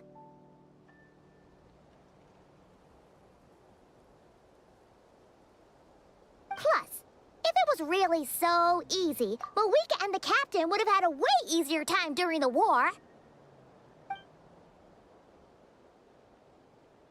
Oh, you poor fools. Clinging to delusions, even after the truth has been plainly revealed to you. Think back on the past few days. Have you truly not noticed anything amiss since the start of the war?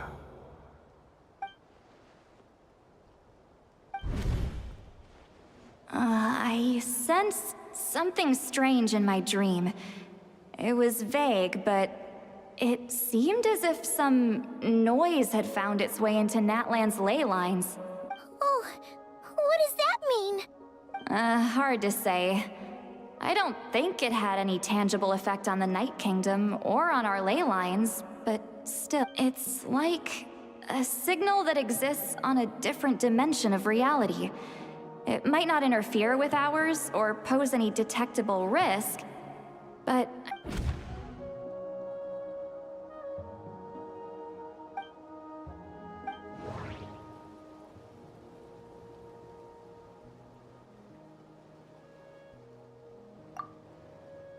I couldn't see the monsters that Dirimu could see. And she couldn't see the ones I could. We could only see the monsters in each other's sight after making physical contact. According to a guard stationed near the Masters of the Nightwind, many members of the Abyss Order were seen idling around during the lull in the conflict, even settling down to meditate. Wait, could they have been doing that to help the Loom of Fate weave new ley lines? But still, that's just a theory. And it also doesn't tell me anything about whether they succeeded. The Abyss Order retreated when we attacked their stronghold with Yansan and Seat Lolly. This isn't their usual style. No, that could have been a tactical decision. At least, I can't see how that was directly connected to the revival of Conria. I couldn't see the monsters that Dirimu could see. And she couldn't see the ones I could. We could only see the monsters in each other's sight after making physical contact.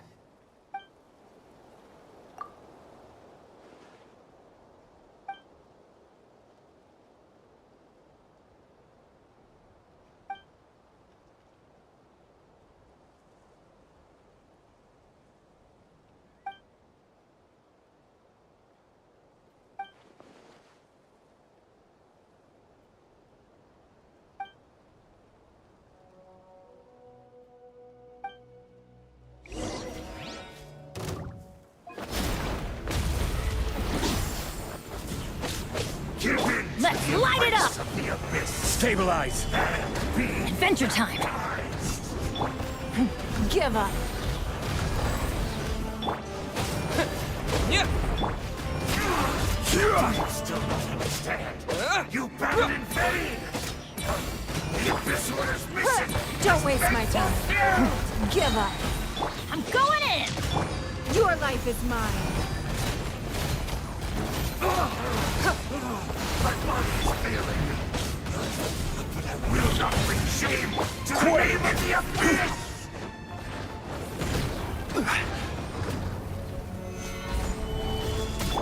Don't waste my time! Give up!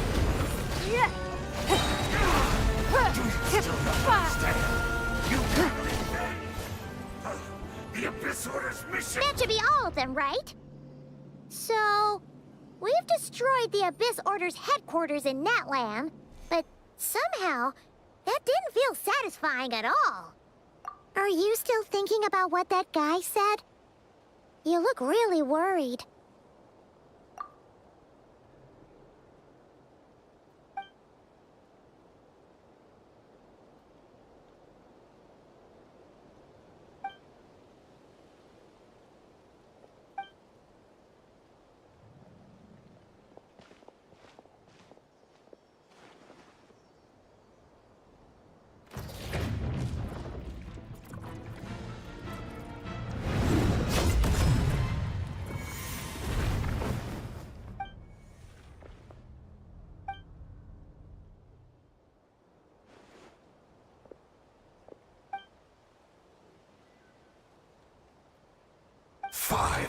Years on, and you still refuse to address me as Master. Don't forget, Daneslith. You may be the renowned Twilight Sword, while my arm has grown too feeble to swing a blade. But I taught you everything you know about wielding a blade.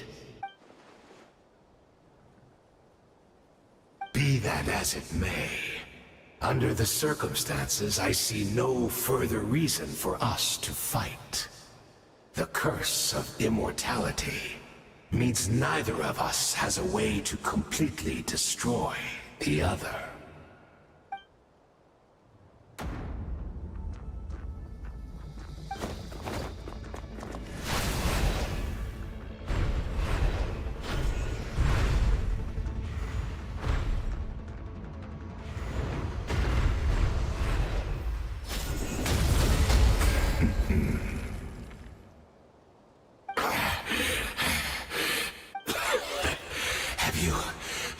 finally had enough. You weren't joking then, huh? Never, in all my worst nightmares, have I experienced anything close to the pain of 100 deaths.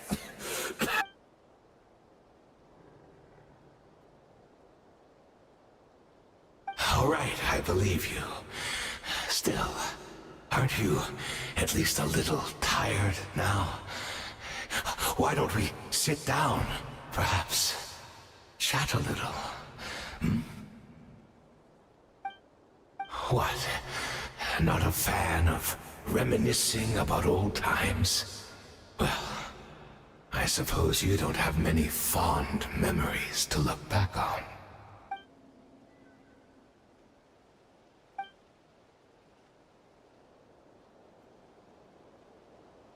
Indeed.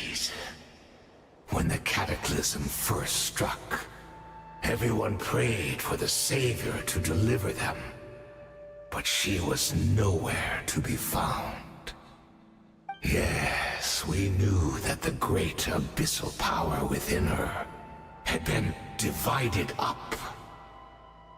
Yet we still despaired at her choice to leave us. Still, I believe that everything she's doing now, including her regret over what happened, comes from a genuine place in her heart.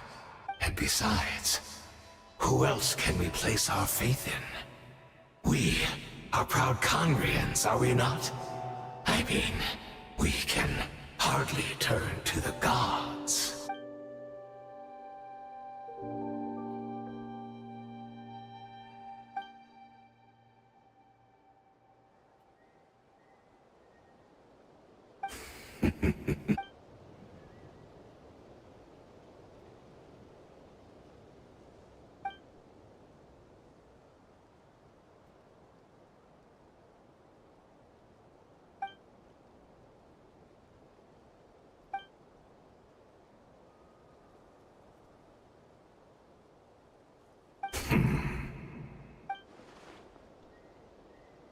Oh, I'm sorry, Dainsleif. I would apologize to you for those actions, truly.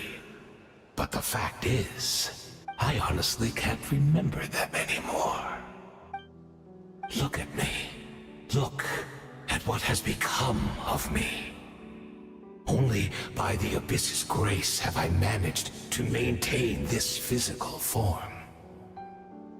But as for the rest, memories, spirit, emotions, personality, they have long become eroded, fragmented beyond recognition.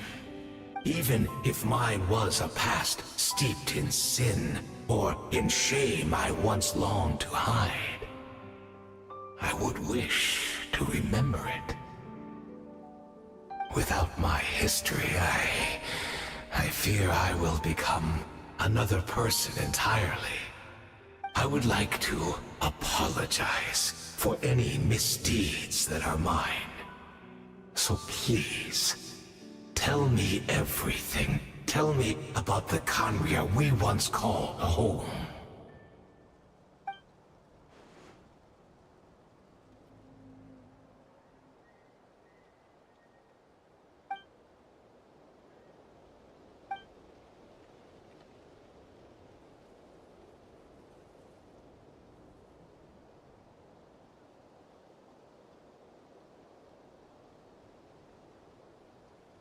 You seem to remember much. Could you tell me more about it? About our golden age?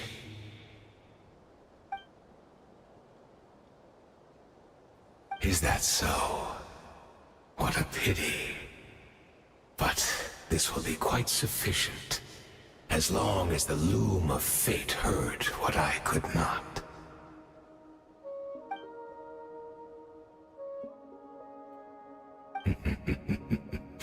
I'm afraid I owe you yet another apology, Dainsleif.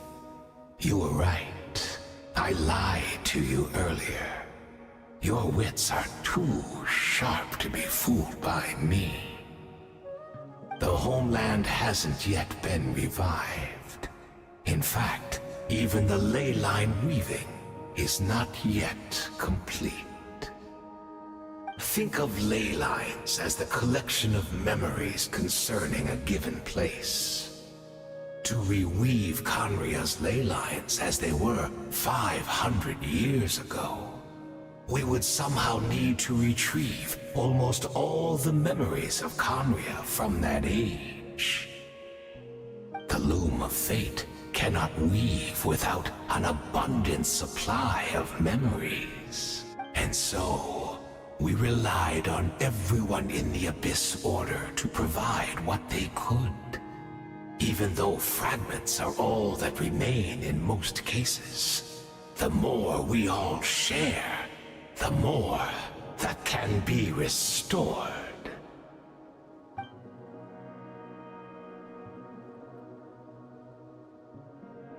Indeed, we, a people in exile, stranded 500 years in the future, will weave our homeland anew and bring the nation of our dreams back into the real world. Ah, what a glorious undertaking! What a shame it had to take this long. After 500 years, most of our memories have faded, and a world woven from broken memories shall itself be broken.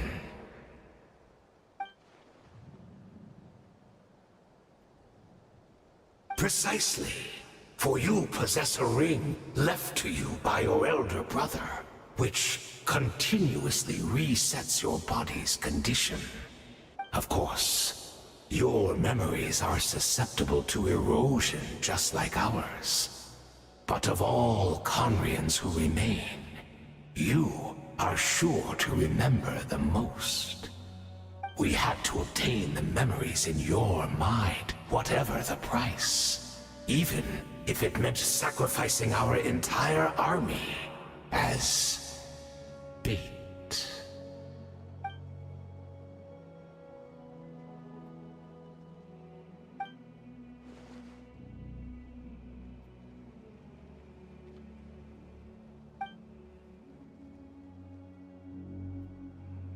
Perhaps, but that is the gamble our Highness has chosen to make. And thanks to you, the Loom of Fate has now finished weaving the ley lines. New Conria is complete!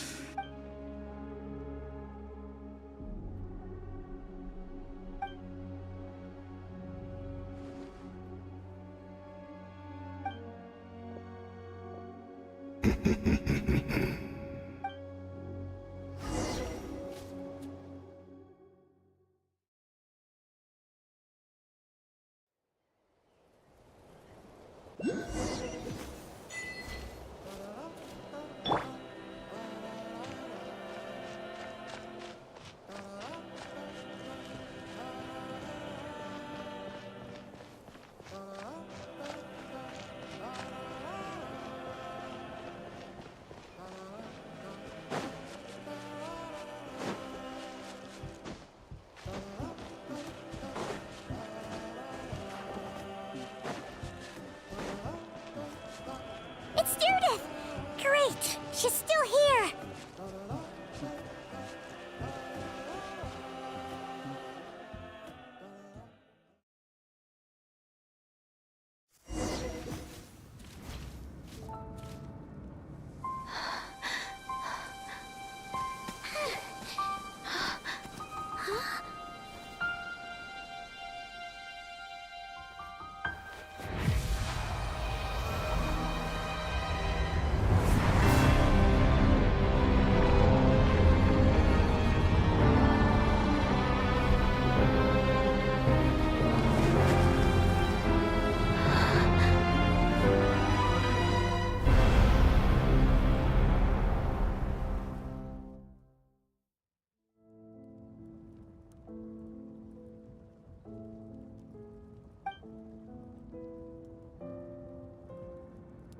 We're not from the same world, are we?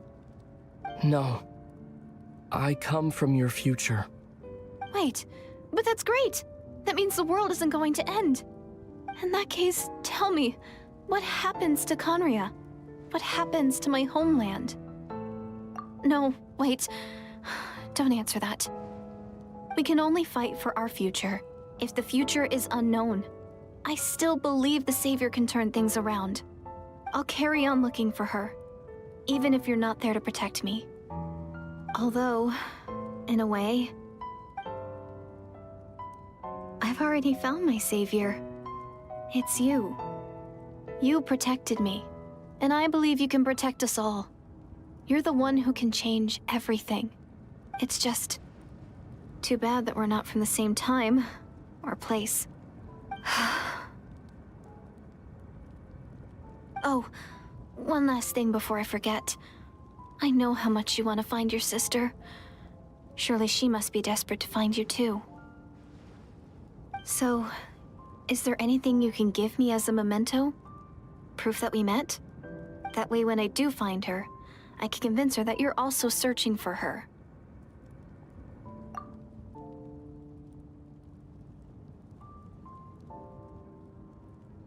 Huh?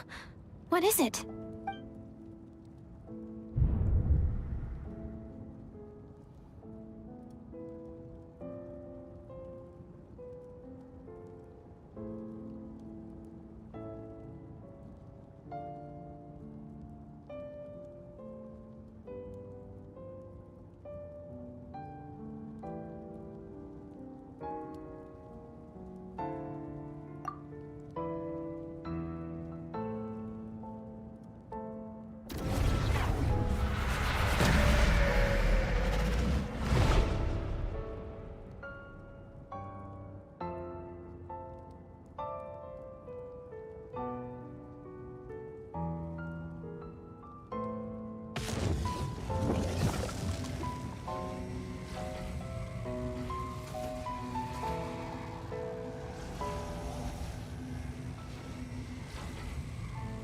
So that's what happened.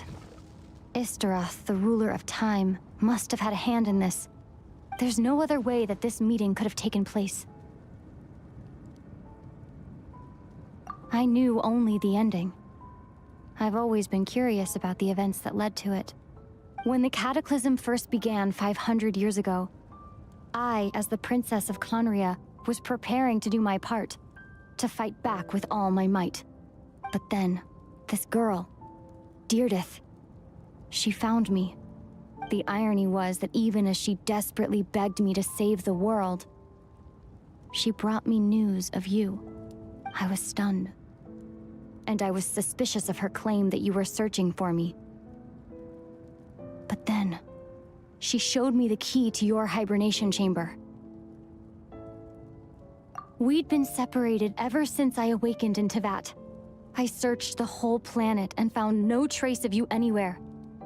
And then, she brought me that news at the worst possible moment. I was faced with an extremely difficult decision. I desperately wanted to see you again. But Conria was in equally desperate need of my help. I knew that no matter what I chose, I'd regret my decision for the rest of my days. So I steeled myself against the guilt and made my decision. I went to see you. But when I found you, you were still in hibernation. Even the key to the chamber was still secure on your person.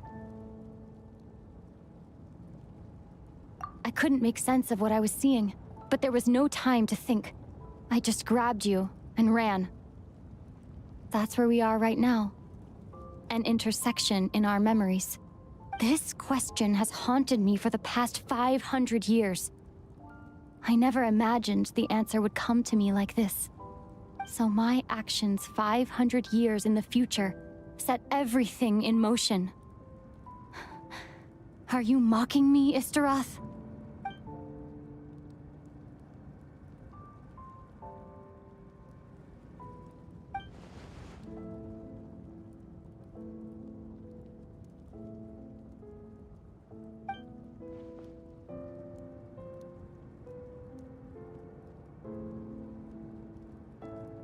Not yet.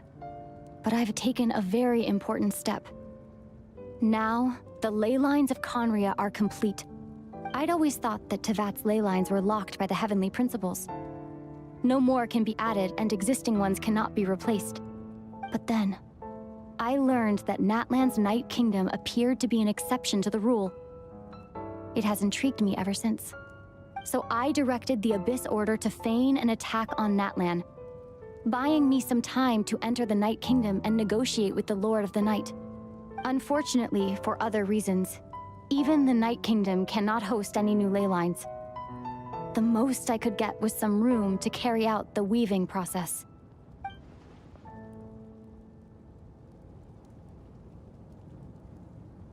Still, I received the Lord of the Night's permission and activated the Loom of Fate.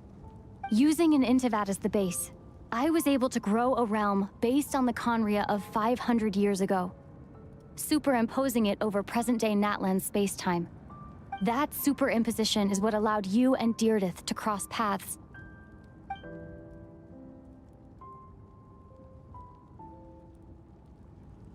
After that, the new Conria was enriched with memories of the old, drawn from the Abyss Order's members in their meditation sessions.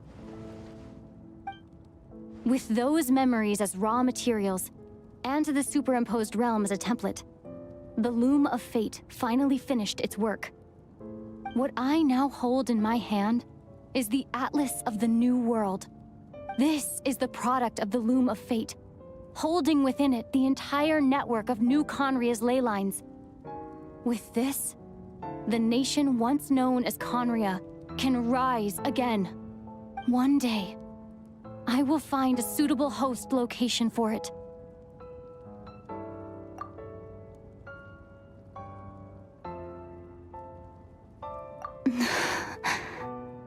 When I first arrived in Conria 500 years ago, my memory was completely blank. It was only after I had served as their princess for many years that I slowly began to remember everything, including you. But recovering old memories didn't simply erase the part of my life I spent in Conria.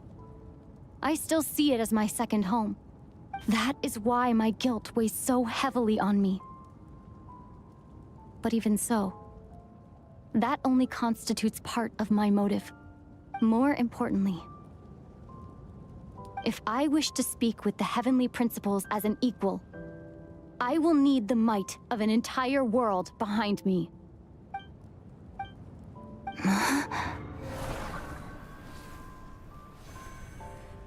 I know you always want to change fate. We both do. But this time, I won't let you succeed. I cannot miss the chance to reunite with you 500 years in the past, no matter what.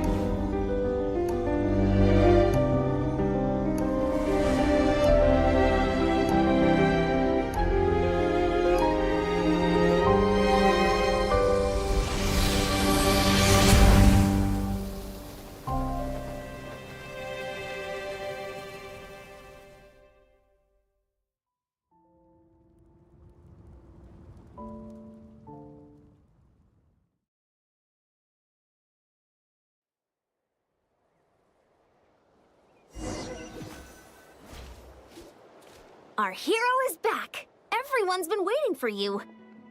The Abyss Order made a full retreat before our forces even arrived on the scene.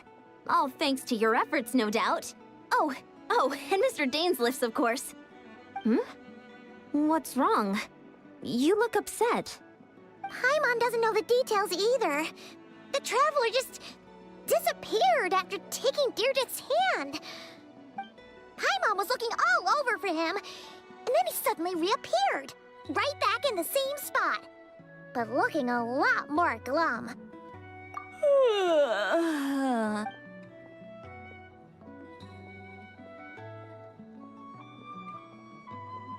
I think I got the gist of what happened. Something to do with your sister? I spoke with the Lord of the Night in a dream just now. Huh?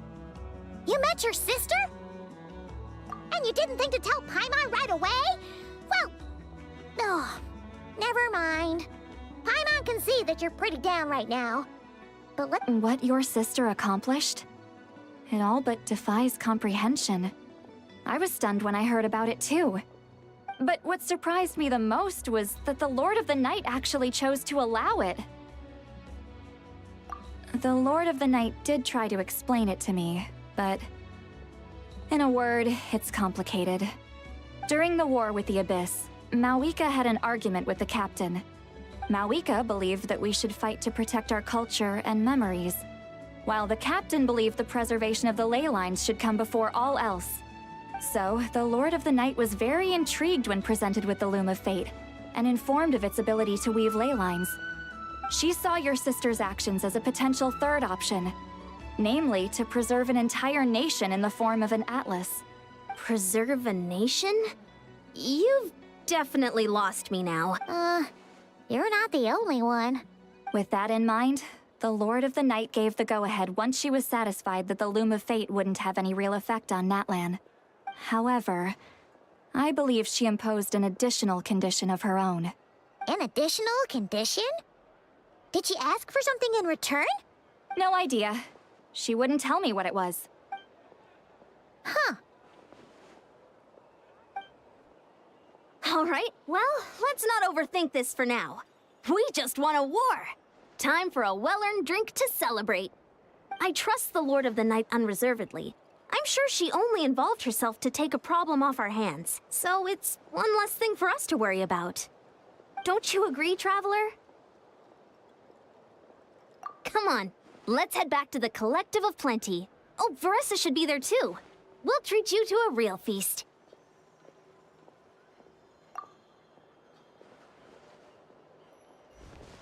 Huh? Ian-san, leave him be. This might be hard to understand for an extrovert like you, but some people need alone time to recharge every once in a while. Traveler?